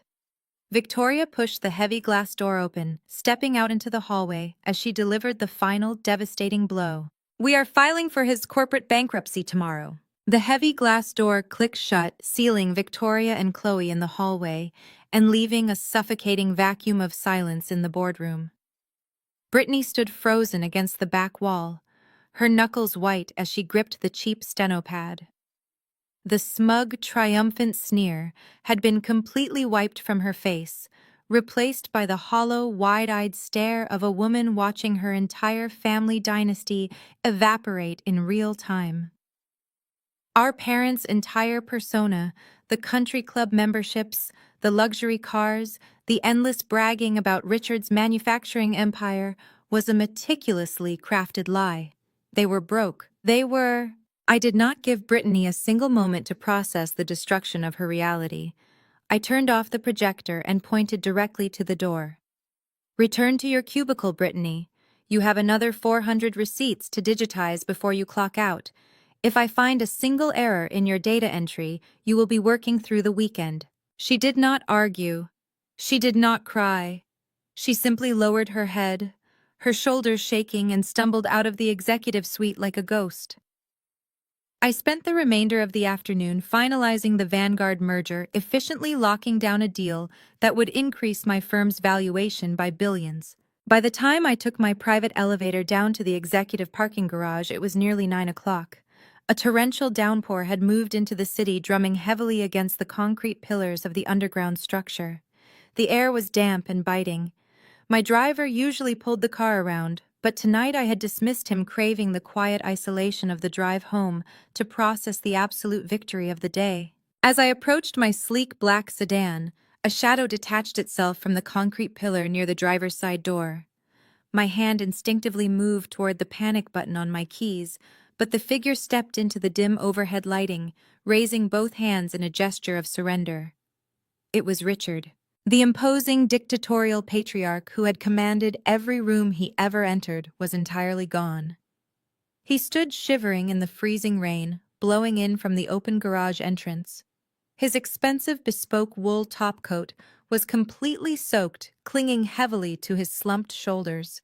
His gray hair was plastered to his forehead, and his leather dress shoes were ruined in a puddle of oily water. He looked small, pathetic, and utterly desperate. He had bypassed building security, likely bribing a guard or slipping in behind a delivery truck just to corner me in the dark. "Simone," he choked out, taking a hesitant step forward. His teeth were audibly chattering. "Please, I need to talk to you. I tried calling your office all afternoon, but your assistants blocked my numbers." I stopped 5 feet away from him, gripping my keys, completely unfazed by his pitiful state. "You are trespassing on private corporate property, Richard. State your business in 60 seconds, or I am calling building security to have you arrested and escorted off the premises in handcuffs." He swallowed hard, his pride completely shattering as he looked up at the daughter he had spent a lifetime degrading. Vanguard called me this afternoon. They terminated my vendor contracts. They are filing the bankruptcy paperwork at dawn tomorrow. They are going to seize the manufacturing plants, the warehouses, the inventory, everything. They are going to take the house, Simone. We are going to lose everything. I am aware, I replied, my voice clinical and completely devoid of sympathy. Victoria Sterling informed me of your massive financial incompetence hours ago. It seems your untouchable hardware empire was nothing but a fragile house of cards propped up by toxic debt you could not service. He squeezed his eyes shut as a fresh gust of freezing rain swept over him. I made some bad investments. The market shifted unexpectedly. I tried to leverage the company assets to cover the margin calls, but the interest rates crushed me. Simone Aegis Financial has billions in capital. You have the liquidity to buy out my debt right now. You can stop Vanguard from liquidating my life's work. You can issue a corporate bailout and save this family from absolute ruin. He looked up at me, his eyes wide with a desperate pleading hunger. He was begging. The man who had mocked my ambitions, starved me of affection, and funded my sister's lavish lifestyle while treating me like a servant, was standing in a puddle begging for a fraction of the wealth I had built entirely without him. I looked at him through the freezing rain, my expression hardening into absolute stone. Remember when I asked for $500 for my college textbooks and you said failures don't get funding? You are a failing business, Richard. He flinched violently, stepping backward as if I had physically struck him across the face. The memory hit him undeniably sharp and precise. He had stood in our pristine kitchen, sipping a glass of scotch that cost more than the books I desperately needed, and laughed at my request. He had told me to drop out and find a rich husband because I lacked the intellect for high-level finance. I was trying to teach you independence. He stammered, a pathetic, trembling attempt to rewrite his history of cruelty. I was trying to make you strong so you could survive the real world. You were trying to break me, I corrected, stepping closer so my voice cut cleanly over the sound of the rain. You wanted me weak and dependent, just like Brittany, just like Patricia, so you could maintain absolute control over everyone around you. But your control was a complete illusion funded by phantom money you did not actually have. He dropped his gaze to the wet concrete, unable to meet my eyes. Please, he whispered, a broken, hollow sound. If Vanguard liquidates your mother and I will have nothing, we will literally be on the street by the end of the month. I will sign whatever you want. I will give you equity. Just buy the debt. Please, Simone. I stared at the pathetic shell of my father. This was the moment. This was the transaction that would finalize the shift in power forever. I reached into my leather briefcase and pulled out a thick, waterproof binder. I had my elite acquisitions team run a forensic audit on his hardware company the second Victoria Sterling left my boardroom. I tossed the heavy binder onto the hood of my car. It landed with a loud, wet smack. I will buy your debt from Vanguard first thing tomorrow morning, I stated. Richard let out a massive, shuddering gasp of relief, his knees buckling slightly as he reached out to steady himself against the slick metal of my car. Thank you. Simone, thank you. I promise I will make the company profitable again. I will pay back every single cent with interest. You will not pay back anything, I interrupted smoothly, my tone slicing cleanly through his momentary relief. I am buying the debt, but I am not bailing you out. I am executing a hostile takeover. Aegis Financial will assume total ownership of your hardware company. You will forfeit all executive control. You will step down as CEO immediately, and you will sign over the deed to the suburban estate to cover the remaining equity deficit. You work for me now, and your salary will be strictly minimum wage until your debt to me is cleared. His jaw dropped open. The relief instantly transformed into absolute paralyzing horror. You cannot do that. That is my company. I built it from the ground up. You are stealing everything I have. I am saving you from federal bankruptcy court, I countered, tapping the heavy binder on the hood. And frankly, you should be getting down on your knees and thanking me. My auditors found something extremely interesting while reviewing your ledgers this afternoon. Something Vanguard missed in their initial sweep. Richard froze. The rain continued to pour, but he suddenly looked as though he had stopped breathing entirely. Your company has been hemorrhaging cash for 3 years, I said, opening the binder to a specific highlighted page. But it was not all bad investments or market shifts. There is a highly systematic recurring wire transfer buried deep in your accounts payable. $200,000 routed through a shell company completely unaccounted for in your operational budget. I leaned forward, locking my eyes onto his terrified face. I tapped the highlighted line item with my manicured finger. Who is PW accounts? Dad. Richard wiped the freezing rain from his eyes, his shaking fingers leaving streaks of grime across his pale face. He leaned closer to the hood of my car, squinting at the highlighted line item in the waterproof binder. The confusion radiating from him was entirely genuine. It is a materials vendor.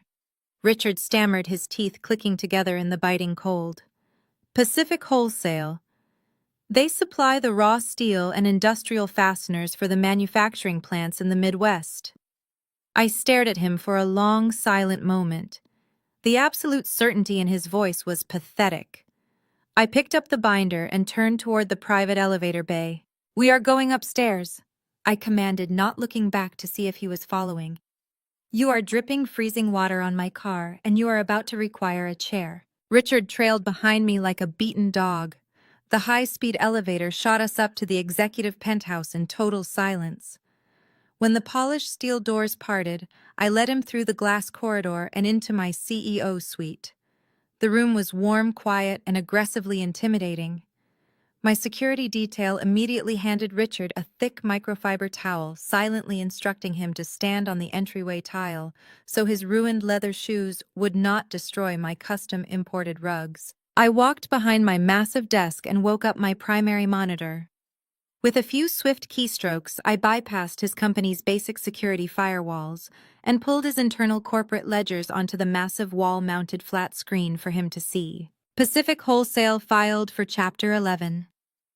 Bankruptcy and completely dissolved their corporate entity 6 years ago, I stated, my voice echoing in the cavernous office. I cross-referenced the routing numbers attached to this specific account.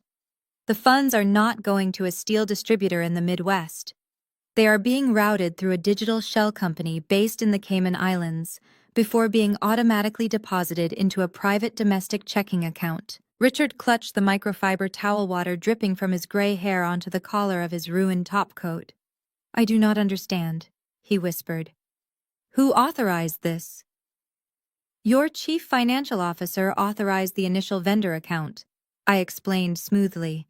"But the recurring wire transfers were manually approved every single quarter by the only other person who holds executive signature privileges on your corporate accounts." I pressed a key, and the digital routing trail expanded on the screen, linking the offshore shell company to a joint checking account at a local high-end bank. "PW Accounts does not stand for Pacific Wholesale, Richard," I said, my voice dropping to a lethal quiet register. "PW stands for Patricia, your wife." The color vanished from his face so quickly I thought he might actually collapse. He grabbed the back of a leather guest chair to steady himself. "That is impossible," he choked out. "Patricia does not know the first thing about corporate accounting. She barely knows how to log into the online banking portal. She knows exactly how to siphon $200,000 of working capital out of your business every fiscal year," I countered, highlighting the withdrawal column. "My auditors pulled the expense reports from Patricia's hidden account. Would you like to know where your missing operational budget went?" I did not wait for his answer. I began reading the expenses directly from the screen. $30,000 a year to cover the mortgage on Brittany's luxury downtown loft. $45,000 a year to lease Malik's imported sports cars. Another $50,000 funneled directly into Malik's digital trading accounts, so he could maintain his fake glamorous image as a cryptocurrency genius. "Your wife has been systematically bleeding your hardware company dry for 4 years to fund your golden daughter's lifestyle." Richard let out a sound that was half gasp, half sob. His knees finally buckled and he collapsed heavily into the leather chair, completely ignoring the fact that his wet coat was soaking the expensive upholstery. The golden family illusion he had worshipped his entire life shattered into a million jagged pieces right in front of my eyes. The profound, agonizing realization washed over his features. He had sacrificed his business, his retirement, and his relationship with his youngest daughter to prop up a wife and eldest child who were actively robbing him blind. He buried his face in his trembling hands. The dictatorial patriarch was dead. "You starved my college fund to teach me a lesson about independence," I noted, my tone completely devoid of pity. "You told me failures do not get funding.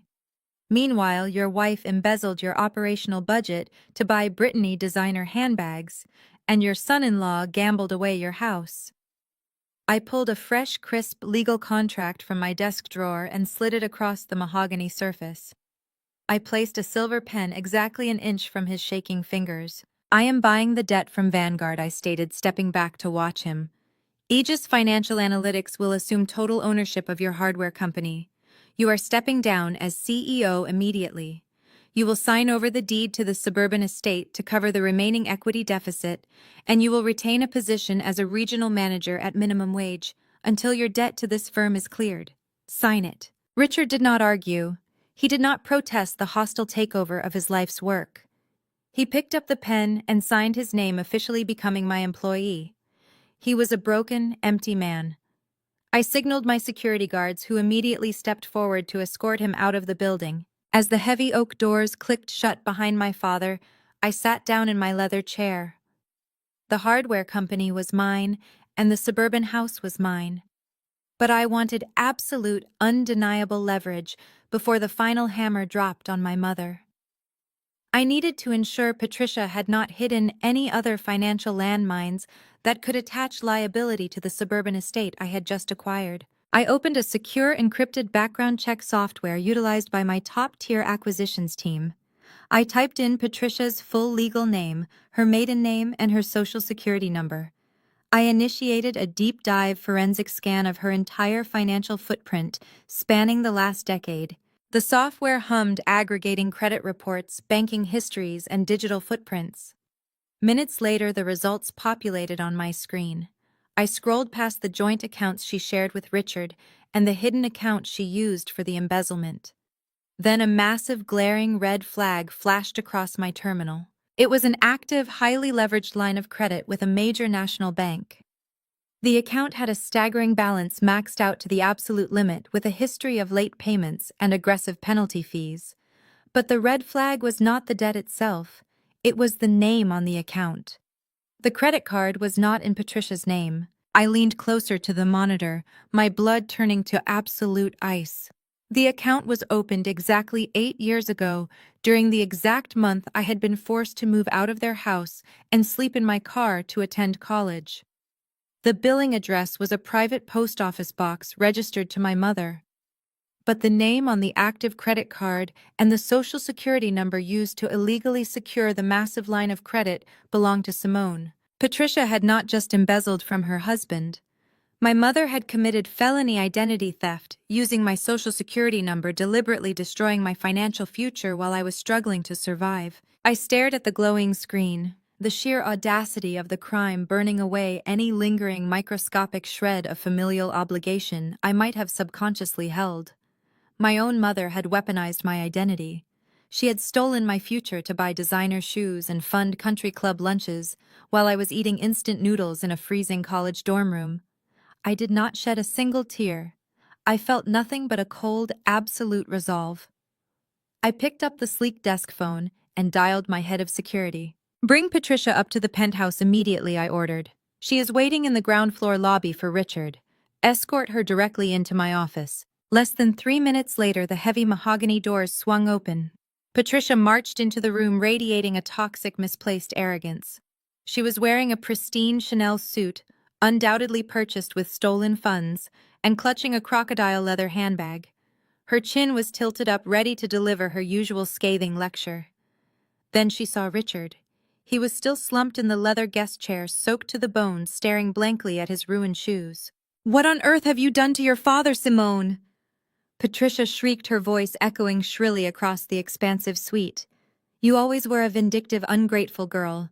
I demand you apologize to him right now and explain why he is sitting here looking like a vagrant." I ignored her theatrical outrage entirely. I pressed a single key on my console, replacing Richard's ruined corporate ledgers on the massive wall-mounted monitor with a high-resolution scan of Patricia's hidden credit card statements. $80,000, Patricia. I stated, my voice slicing through her performance like a scalpel. Patricia froze. Her eyes darted to the massive screen. She recognized the banking logo, the itemized lists of luxury purchases, and the staggering final balance immediately. The arrogant flush vanished from her cheeks, replaced by a sickly, chalky pallor. She swallowed hard, her manicured fingers tightening around her expensive handbag. "I have no idea what you are displaying," she stammered, attempting a weak, dismissive laugh. "If your father has been mismanaging a family line of credit, you need to take that up with him. I handle the household affairs, not the banking." "Do not insult my intelligence," I replied smoothly, leaning forward and resting my arms on the polished desk. "Richard did not open this account. You did. You secured an elite-tier credit card using my exact name, my date of birth, and my social security number. You routed the billing statements to a private post office box completely untraceable to this family. You committed federal identity theft to fund Brittany's lavish apartment, Malik's customized car rims, and your own cosmetic dermatology appointments." Richard slowly lifted his head, his bloodshot eyes locking onto his wife. "You stole her identity," he whispered, his voice cracking under the weight of the betrayal.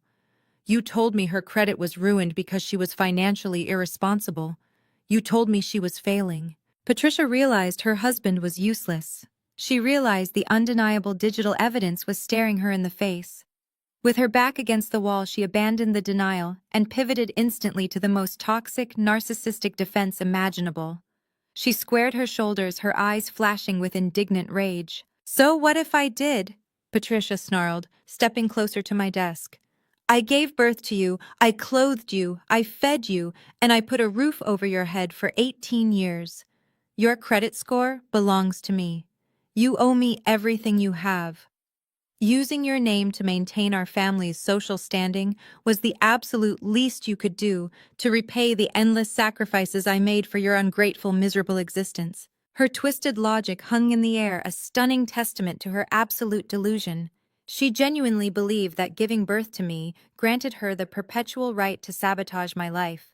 She expected me to argue. She wanted a screaming match, a dramatic daughter and mother fight where she could play the victim and manipulate the narrative to make me feel small. I did not give her the satisfaction of a single raised voice. I reached out and pressed the speakerphone button on my primary console. I dialed the Direct Fraud Division hotline for the National Bank displayed on the screen. The line rang twice before a crisp, professional voice echoed through my office. "National Bank Elite Fraud Division, this is Agent Miller speaking. How can I assist you today?" Patricia stopped breathing. Her eyes widened in absolute terror as she realized what was happening. "Hello, Agent Miller?" I said, my voice perfectly level and calm. "My name is Simone. I am calling to report $80,000 in fraudulent charges and a stolen identity. I have the exact IP addresses used to open the account, the private post office box routing numbers, and the digital signatures on file."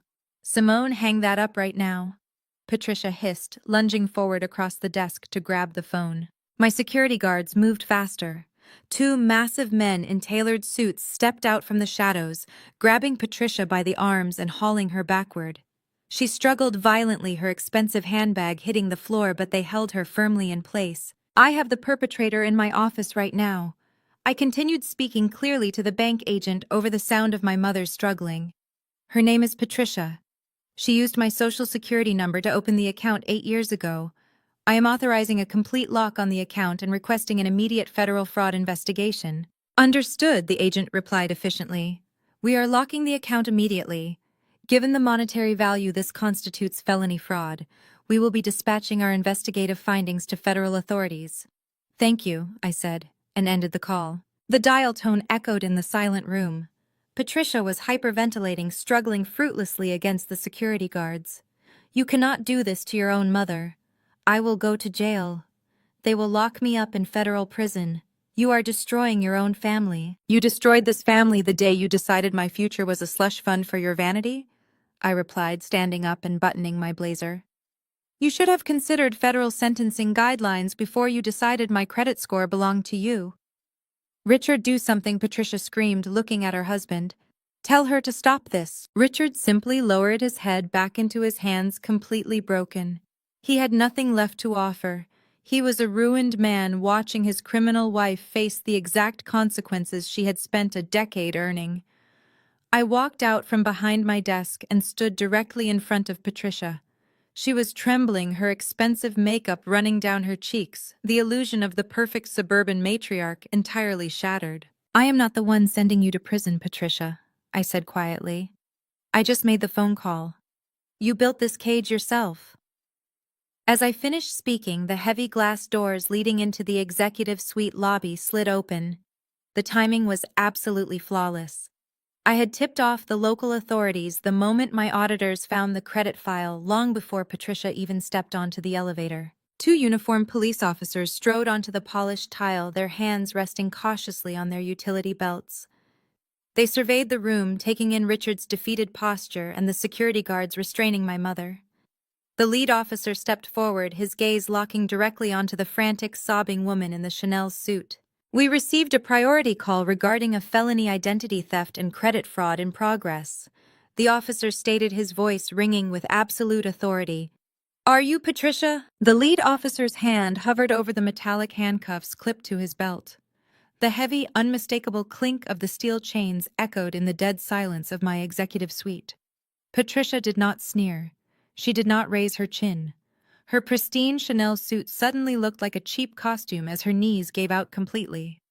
She collapsed onto the imported rug, the illusion of her elite, untouchable suburban supremacy shattering into dust. She looked up at me, her face streaked with black mascara, her eyes wide with a primal, suffocating terror. Simone, she gasped, reaching out a trembling hand toward the hem of my skirt. Please, I am your mother. You cannot let them put me in a cage. I will not survive it. Please. I looked down at her. I felt no triumph, no pity, and absolutely no hesitation. I turned my attention to the two police officers standing at attention. Officers, I am the reporting party and the victim of the identity theft. I said, my voice projecting crisp, absolute authority. I am willing to pursue a comprehensive civil restitution agreement before formalizing the criminal charges. I require exactly 10 minutes with the perpetrator in my private boardroom. If she refuses my terms, you may escort her out in irons. The officers exchanged a brief look, noting the sheer scale of the executive penthouse and the presence of my armed security detail. The lead officer gave a single firm nod. We will wait right outside these glass doors, ma'am. 10 minutes. I signaled my security chief. Bring her into the boardroom and send someone down to the basement archives. Drag Brittany upstairs immediately. 2 minutes later, the grand mahogany doors of the primary boardroom sealed shut. The ambient lighting cast a cold, clinical glow over the massive, polished table. I took my seat at the absolute head of the table, the undisputed monarch of the empire I had built with my own hands. The tableau in front of me was a masterpiece of total destruction. Richard sat to my left, shivering violently in his soaked wool coat, a bankrupt, defeated shell of a patriarch. Patricia sat directly across from me, sobbing uncontrollably into her hands, facing a lengthy federal prison sentence. Brittany had just been shoved into the room by my security team. Her hair was frizzy, her discount store uniform was stained with archive dust, and her eyes darted frantically around the room as she absorbed the horrifying reality of her parents' ruin. Malik was notably absent, likely dodging the loan sharks holding the paper on his crippling, insurmountable crypto debts. The Golden family was dead. They had spent decades actively bleeding each other dry, hiding behind country club memberships and leased luxury cars, all while treating me like dirt beneath their shoes. Now they were entirely at my mercy. I slid a thick, impeccably bound legal document across the center of the mahogany table. It stopped precisely equidistant between the three of them. This is a master buyout agreement, I announced, my voice cutting through Patricia's pathetic weeping. My legal team drafted it 30 minutes ago. It contains the only lifeline any of you will ever receive. Brittany stared at the document, her hands shaking. What is that?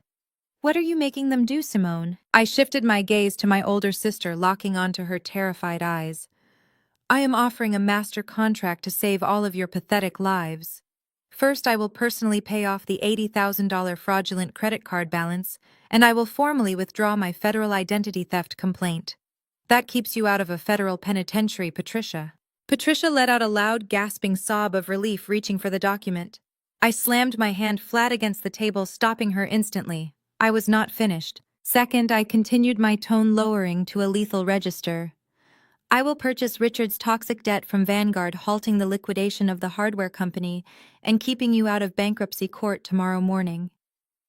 Third, and perhaps most importantly, I will permanently bury the forensic accounting ledgers, proving that Brittany knowingly received hundreds of thousands of dollars in embezzled corporate funds to pay for her luxury loft and Malik's leased sports cars. Brittany flinched as if I had shot her. Her jaw dropped open. I did not know it was embezzled. Mom said it was from a family trust. Ignorance is not a valid legal defense for receiving stolen corporate funds. Brittany, I stated coldly. The federal prosecutors would gladly charge you as an accessory to embezzlement. Signing this document is the only thing keeping you from wearing a matching orange jumpsuit right next to our mother. Richard leaned forward, his hands trembling as he hovered over the thick stack of paper. What is the price, Simone? What do you want from us? I leaned back in my leather chair, steepling my fingers together. I want the crown jewel. I want the single remaining asset that validates your entire fake, pretentious existence. The deed to the suburban estate must be signed over to my corporate trust. Irrevocably, tonight. You will forfeit all legal ownership of the family mansion. The room fell into a deathly, suffocating silence. The estate was their ultimate status symbol. It was the house where they had hosted lavish parties, the house where they had mocked my ambitions, the house that proved they were better than everyone else. Giving it up meant admitting to the entire world that they were absolute, undeniable frauds. We will have nowhere to live, Patricia wailed, her voice cracking with sheer panic. You are throwing your own parents out on the street. You can rent a modest apartment using the minimum wage salary Richard will be earning in my warehouse, I replied, my expression carved from ice.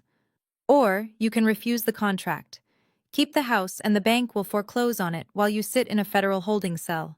The police officers are waiting right outside that glass door.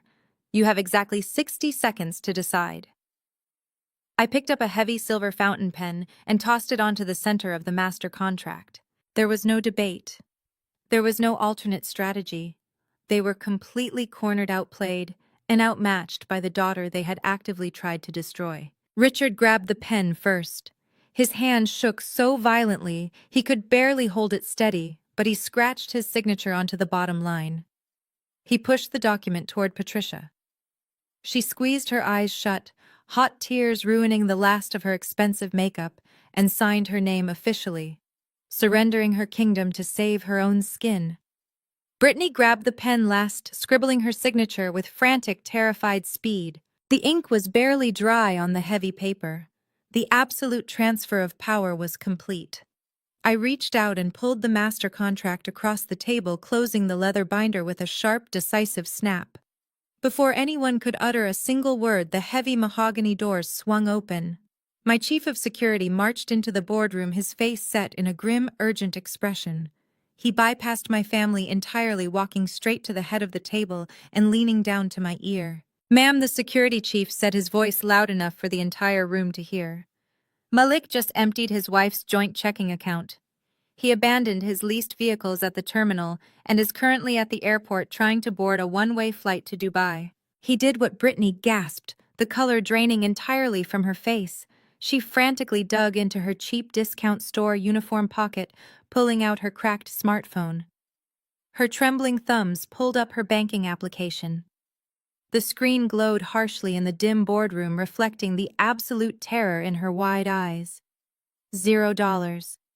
He had taken every single cent, including her meager paycheck, from the week, leaving her entirely responsible for the massive cascading avalanche of toxic debt he had accumulated in her name. He left me, she whispered, her voice cracking as the phone slipped from her fingers and clattered loudly onto the polished mahogany table. He took the money, and he left me to take the fall. I did not flinch. I had anticipated Malik's cowardice the exact moment my elite auditors uncovered his fraudulent cryptocurrency ledgers. A rat will always abandon a sinking ship, but I owned the ocean he was trying to sail across. Call Intercept Team Alpha. I commanded my security chief, not breaking eye contact with my sister. Put the feed on the primary monitor. I want everyone in this room to watch exactly how the golden illusion ends. My security chief tapped his earpiece, speaking in rapid, clipped alphanumeric codes. On the massive wall-mounted screen, the corporate ledgers and identity theft evidence vanished, replaced instantly by a live high-definition security feed hacked directly from the international departure terminal at the airport. There he was, Malik. He was wearing designer sunglasses indoors, a bespoke silk suit, and clutching a heavy leather duffel bag that likely contained the last of Brittany's stolen cash.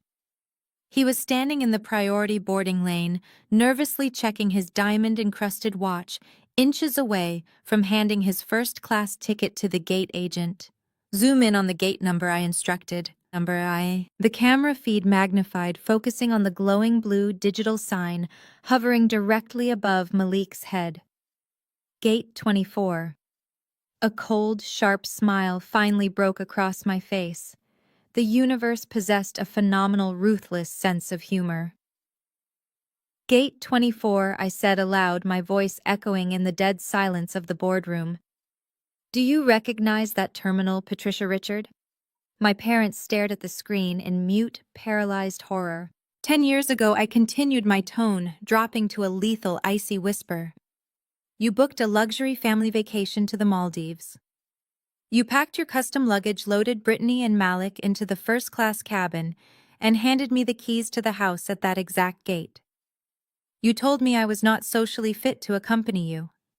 You abandoned me at gate 24 with a list of chores and told me to take the public bus back to the suburbs to babysit the dogs while you enjoyed paradise. I stepped around the mahogany table, my heels clicking sharply against the tile. Malik is not getting on that plane, I stated. On the live feed, Malik handed his thick navy blue passport to the gate agent. He flashed his signature arrogant smile, expecting to be ushered onto the luxury jet. Instead, the agent scanned the passport, frowned, and stepped backward, signaling someone off camera. Suddenly, the feed erupted into chaos. 4 men in dark conservative suits stepped out of the boarding bridge. They were not airport security. They were senior litigation partners from Aegis Financial, accompanied directly by 3 armed federal agents wearing tactical vests. What is happening? Brittany shrieked, clutching the edge of the table as she watched her husband frantically back away from the gate counter. Yesterday morning, I executed a hostile buyout of Apex Trading, the corporate shell company Malik used to launder his fake cryptocurrency investments, I explained, watching the screen with clinical satisfaction. That makes me his primary indisputable creditor. He owes my firm $4 million. Attempting to flee the country to a non-extradition territory while under active federal investigation for wire fraud is a severe federal crime. On the monitor, Malik dropped his leather duffel bag. He raised his hands, arguing violently with the federal agents. He pointed at his chest, puffing himself up, trying to leverage the fake billionaire persona he had maintained for years. The lead federal agent did not hesitate. He grabbed Malik by the shoulder, spun him around, and slammed him face first into the departure desk. The metallic click of handcuffs snapping around Malik's wrists was not audible through the silent feed, but the visual was absolutely undeniable. His designer sunglasses clattered to the airport floor, crushed instantly beneath the heavy boot of a federal agent. The agent confiscated his passport, sealing it inside a clear plastic evidence bag. He was not flying to Dubai. He was going to a federal holding cell. My security chief tapped a key, freezing the frame on Malik's horrified, tear-stained face, as he was walked away from gate 24. Turn it off, I commanded. The screen went entirely black, plunging the boardroom back into heavy, oppressive silence. I looked at the 3 of them. Richard was staring at the blank screen, his jaw hanging loose, completely unable to process the destruction of his legacy. Patricia was hyperventilating, her hands clawing at her expensive Chanel skirt, her impending prison sentence looming over her. Brittany looked as though she had been physically hollowed out. "The buyout is complete," I announced, adjusting the cuffs of my immaculate blazer. "The corporate transition takes effect immediately. Security will escort you to the ground floor lobby. You no longer have clearance for the executive suites. You do not belong here." I did not wait for their response.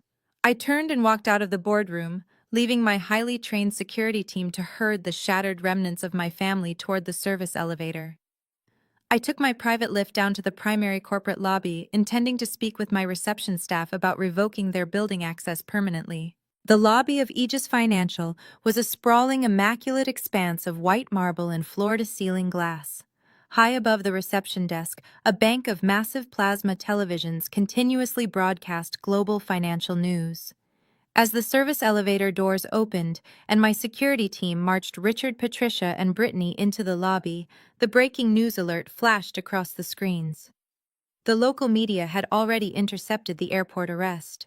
Malik's face, captured by a reporter's smartphone, was plastered across every single television in the room. The glowing red ticker at the bottom of the screen read in bold, unforgiving letters: "Local tech entrepreneur arrested at Gate 24 for massive corporate fraud." Brittany stopped dead in the center of the lobby. Her cheap uniform hung loosely on her frame. The reality of her entire existence finally crashed down upon her. She had no husband. She had no money. She had no luxury loft, no sports cars, and no golden child status to hide behind. Her husband had left her holding the bag for millions in criminal debt. She was entirely bankrupt, utterly humiliated, and completely alone. She slowly turned her head and saw me standing near the reception desk, surrounded by my loyal executives. A guttural, agonizing sob ripped from her throat. Her knees gave out. She collapsed onto the cold, white marble of the corporate lobby, crawling forward on her hands and knees. Everyone in the building, analysts, clients, and executives, stopped to stare as the former golden daughter dragged herself across the floor. She lunged forward, wrapping her arms desperately around my legs, burying her tear-streaked face against my skirt. "Simone," she wailed, her voice echoing painfully off the glass walls.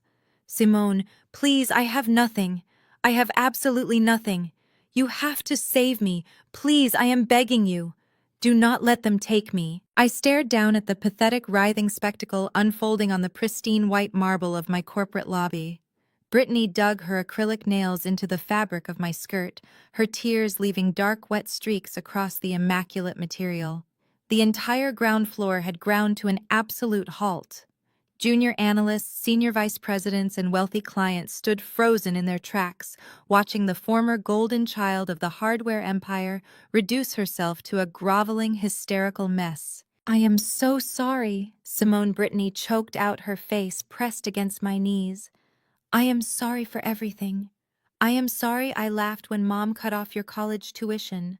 I am sorry I paraded my sports cars in front of your apartment when you could barely afford groceries.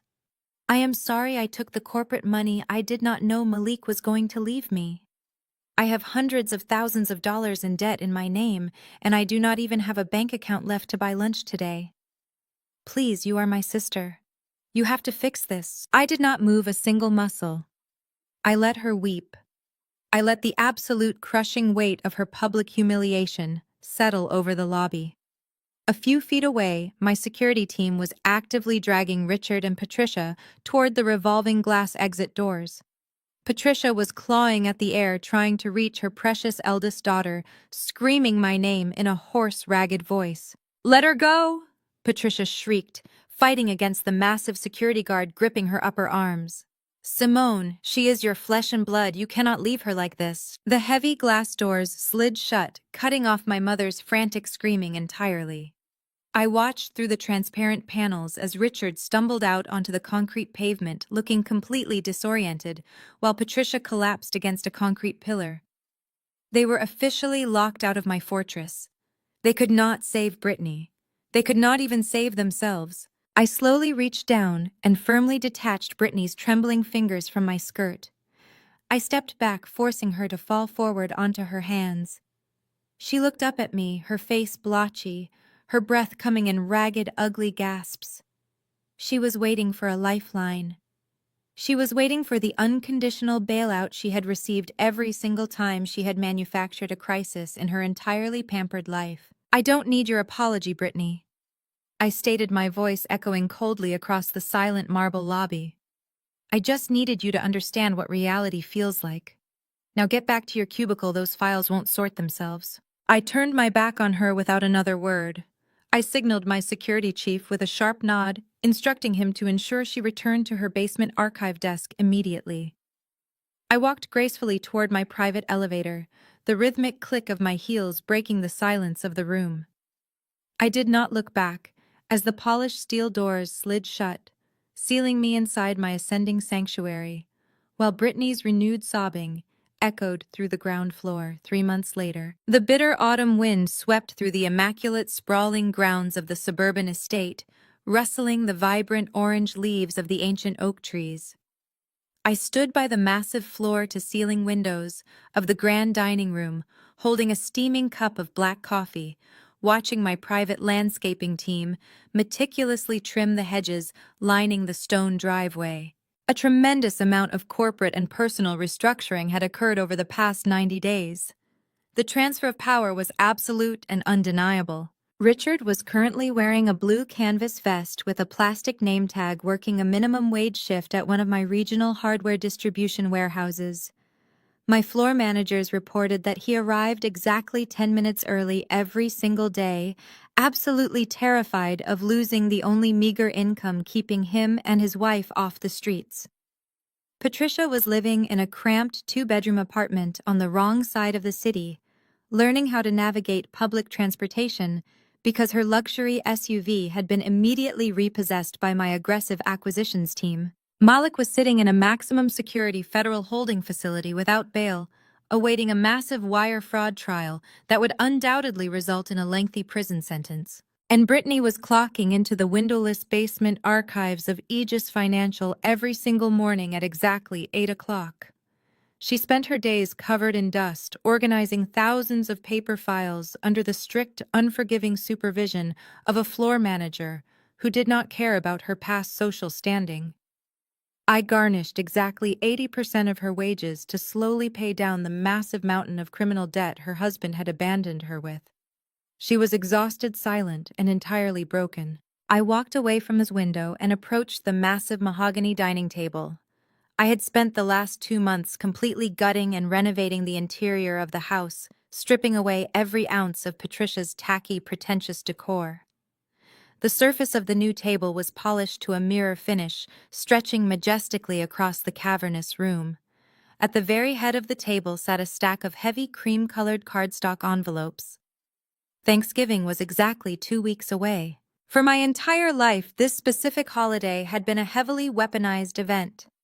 Patricia and Richard had used Thanksgiving to showcase their immense wealth to the extended family, hosting lavish catered dinners in this exact room.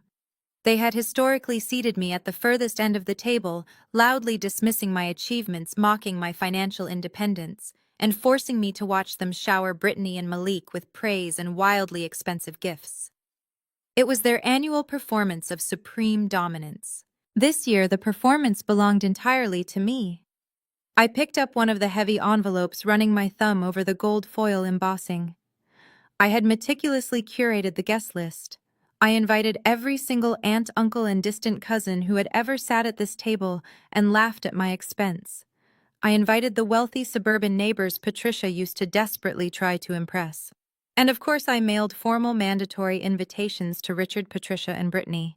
I slid the thick invitation out of the envelope to inspect the precise, elegant calligraphy.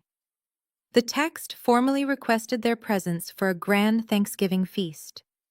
The location printed at the bottom of the card was the exact address of the sprawling, luxurious family mansion. The ultimate crushing twist was printed right at the top. The extended family, the neighbors, and my ruined parents were not being invited to the matriarch's house. They were being summoned to mine. I owned the estate, I held the deed. I was the master of the house, and they were about to eat a holiday dinner, completely funded, hosted, and controlled by the daughter they had thrown away. Fast forward 3 months. The bitter autumn wind swept through the immaculate, sprawling grounds of the suburban estate, rustling the vibrant orange leaves of the ancient oak trees. I stood by the massive floor-to-ceiling windows of the grand dining room, holding a steaming cup of black coffee, watching my private landscaping team meticulously trim the hedges lining the stone driveway. A tremendous amount of corporate and personal restructuring had occurred over the past 90 days. The transfer of power was absolute and undeniable. Richard was currently wearing a blue canvas vest with a plastic name tag, working a minimum wage shift at one of my regional hardware distribution warehouses. My floor managers reported that he arrived exactly 10 minutes early every single day, absolutely terrified of losing the only meager income keeping him and his wife off the streets. Patricia was living in a cramped two-bedroom apartment on the wrong side of the city, learning how to navigate public transportation because her luxury SUV had been immediately repossessed by my aggressive acquisitions team. Malik was sitting in a maximum security federal holding facility without bail, awaiting a massive wire fraud trial that would undoubtedly result in a lengthy prison sentence. And Brittany was clocking into the windowless basement archives of Aegis Financial every single morning at exactly 8 o'clock. She spent her days covered in dust, organizing thousands of paper files, under the strict, unforgiving supervision of a floor manager who did not care about her past social standing. I garnished exactly 80% of her wages to slowly pay down the massive mountain of criminal debt her husband had abandoned her with. She was exhausted, silent, and entirely broken. I walked away from the window and approached the massive mahogany dining table. I had spent the last 2 months completely gutting and renovating the interior of the house, stripping away every ounce of Patricia's tacky, pretentious decor. The surface of the new table was polished to a mirror finish, stretching majestically across the cavernous room. At the very head of the table sat a stack of heavy cream-colored cardstock envelopes. Thanksgiving was exactly 2 weeks away. For my entire life, this specific holiday had been a heavily weaponized event. Patricia and Richard had used Thanksgiving to showcase their immense wealth to the extended family, hosting lavish catered dinners in this exact room. They had historically seated me at the furthest end of the table, loudly dismissing my achievements, mocking my financial independence, and forcing me to watch them shower Brittany and Malik with praise and wildly expensive gifts. It was their annual performance of supreme dominance. This year, the performance belonged entirely to me. I picked up one of the heavy envelopes, running my thumb over the gold foil embossing. I had meticulously curated the guest list. I invited every single aunt, uncle, and distant cousin who had ever sat at this table and laughed at my expense. I invited the wealthy suburban neighbors Patricia used to desperately try to impress. And of course I mailed formal mandatory invitations to Richard, Patricia, and Brittany. I slid the thick invitation out of the envelope to inspect the precise, elegant calligraphy. The text formally requested their presence for a grand Thanksgiving feast. The location printed at the bottom of the card was the exact address of the sprawling, luxurious family mansion. The ultimate crushing twist was printed right at the top. The extended family, the neighbors, and my ruined parents were not being invited to the matriarch's house. They were being summoned to mine. I owned the estate. I held the deed.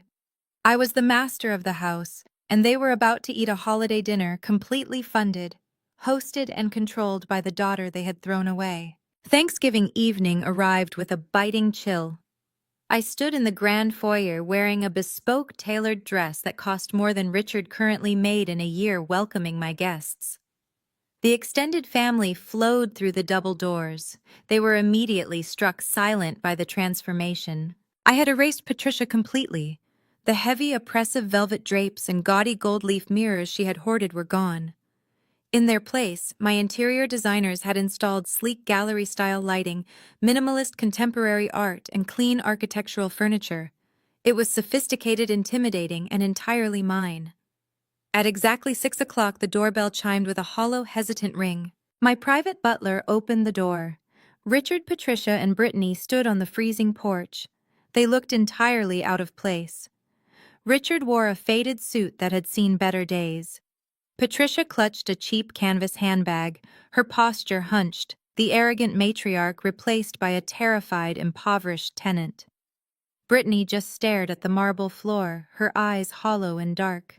"Come in," I instructed smoothly, waving them toward the dining room. "Dinner is about to be served." They shuffled inside, stripping off their thin coats. Patricia looked up at the vaulted ceiling, her eyes darting around the completely renovated foyer. I watched her throat work as she swallowed hard.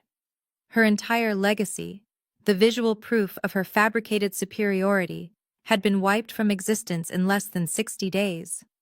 She did not say a single word. She just kept her head down and followed the rest of the guests. The dining room was a masterpiece of culinary execution.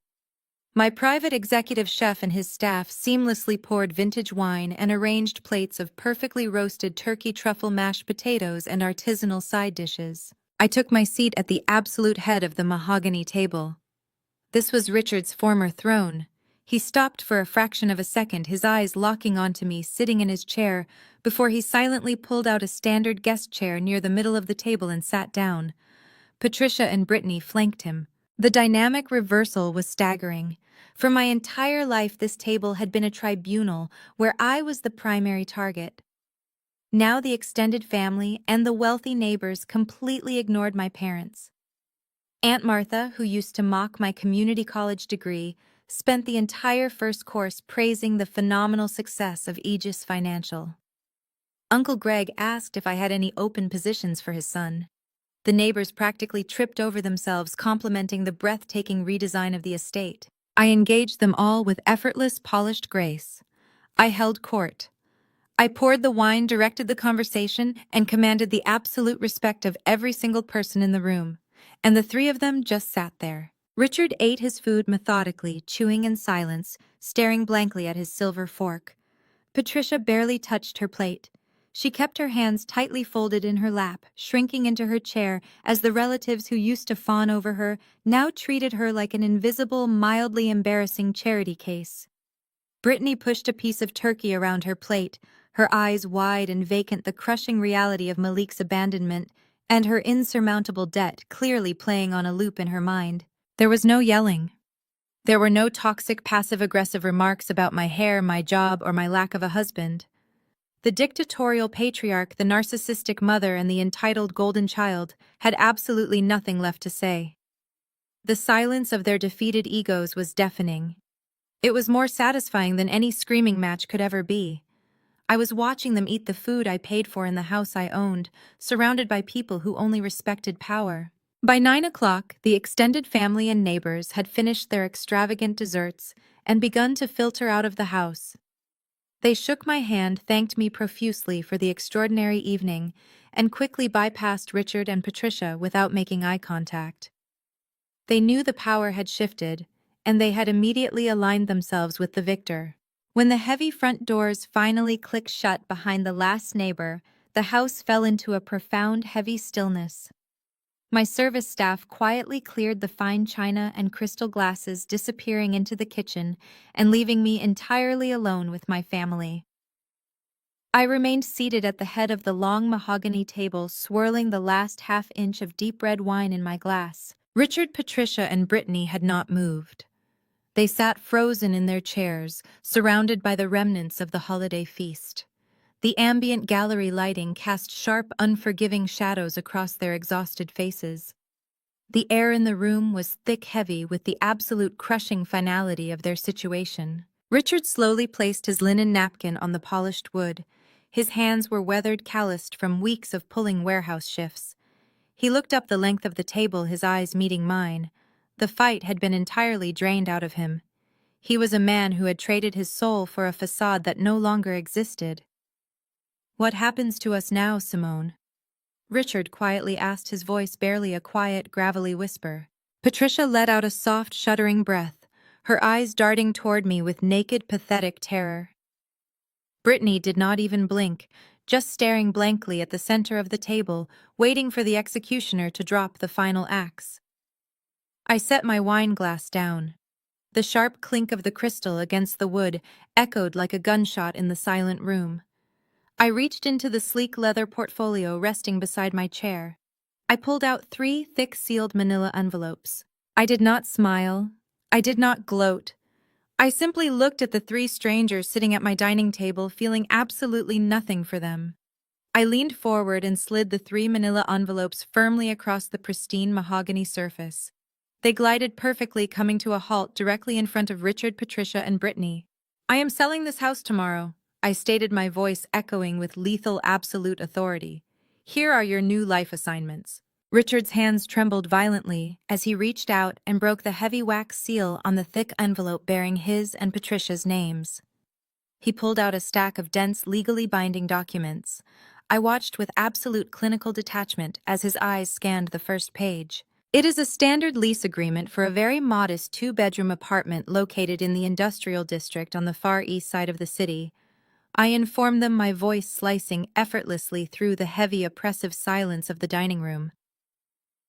"I have prepaid the rent for exactly 12 months. You have 1 year of guaranteed shelter.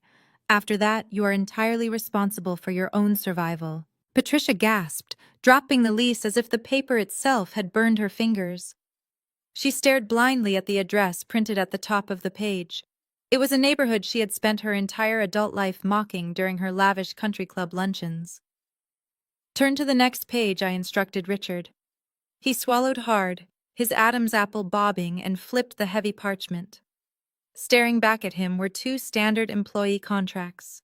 "Those are your new roles for Aegis Financial's Regional Logistics Division," I explained, leaning back in my chair and crossing my legs. "Not executive board positions. Not senior management. You are now entry-level inventory warehouse associates. You will be sorting, lifting, and scanning heavy freight alongside the men and women you spent your entire lives looking down upon. You will clock in at 6 in the morning. You will wear a high-visibility vest. You will take your designated 30-minute lunch breaks. Your minimum wage earnings will be automatically garnished by my accounting department to begin paying back the massive corporate debt you accumulated while desperately trying to maintain your fraudulent empire." Brittany frantically tore open her own envelope, her acrylic nails snapping against the thick paper. She pulled out a single corporate transfer directive. Her face drained of whatever minimal color it had left, leaving her looking sickly and hollow.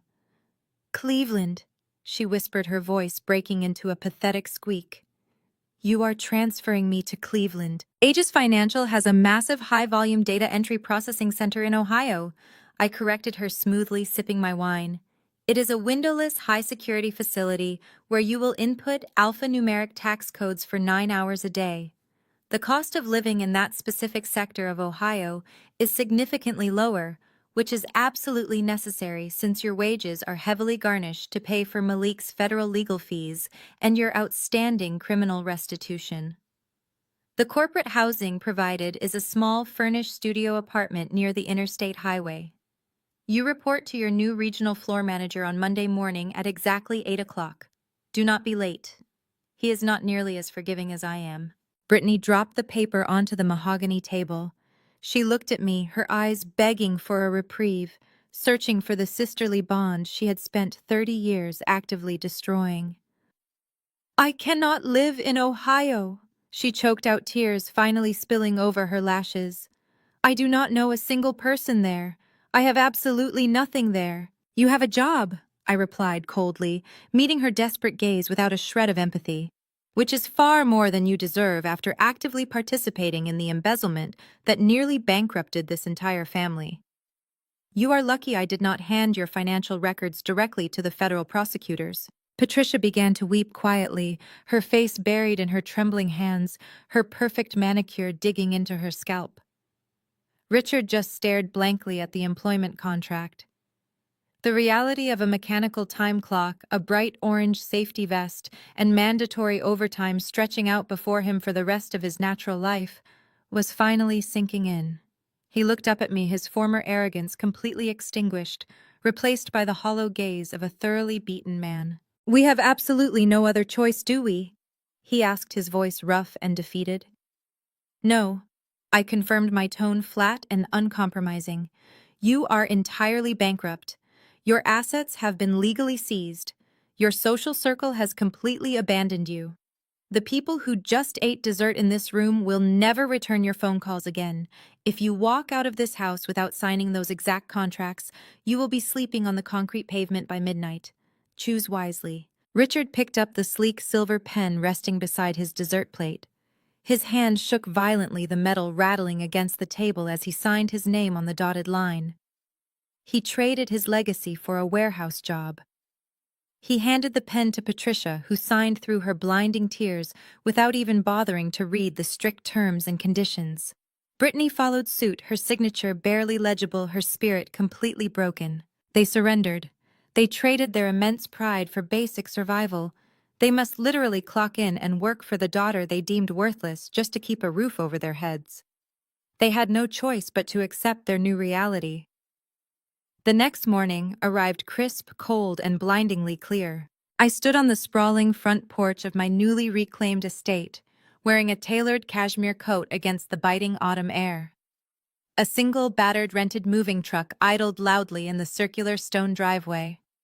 My elite security team stood nearby with their arms crossed, strictly supervising as Richard and Patricia loaded the absolute last of their meager allowed belongings. They were permitted only their personal clothing and basic daily necessities.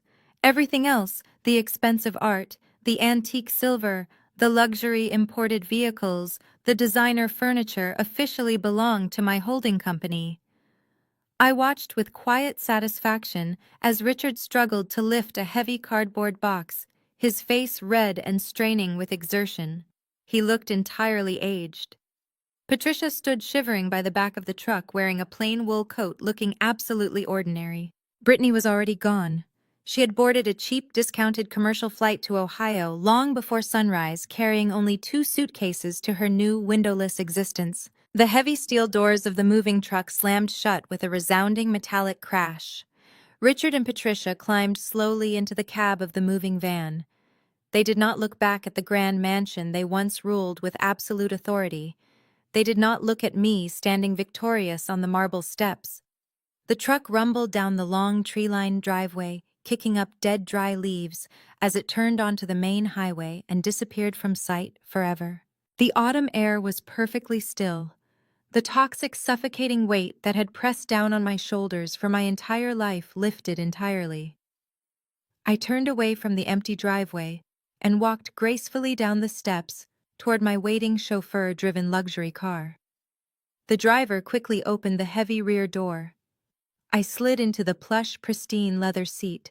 As the car pulled away from the estate, heading back toward the heart of the city, I watched the brilliant, shimmering skyline reflect clearly in the tinted glass of my window. I was entirely in control. I had won. Family isn't about blood, it's about respect. If they build a cage for you, buy the building and evict them. Have you ever had to walk away from a toxic family to build your own empire? Let me know in the comments below, and don't forget to subscribe for more stories of taking back your power. The most profound lesson from this story is that biological ties never excuse toxic behavior. For years, the protagonist endured relentless emotional abuse and exploitation under the guise of family loyalty. However, her ultimate victory was not just about reclaiming her stolen wealth or orchestrating a dramatic downfall for her abusers. It was about reclaiming her personal power. She taught us that true family is built on mutual respect, not obligatory suffering. Walking away from those who continuously diminish your light is a necessary step toward peace. Have you ever escaped a toxic relative to protect your peace? Comment below.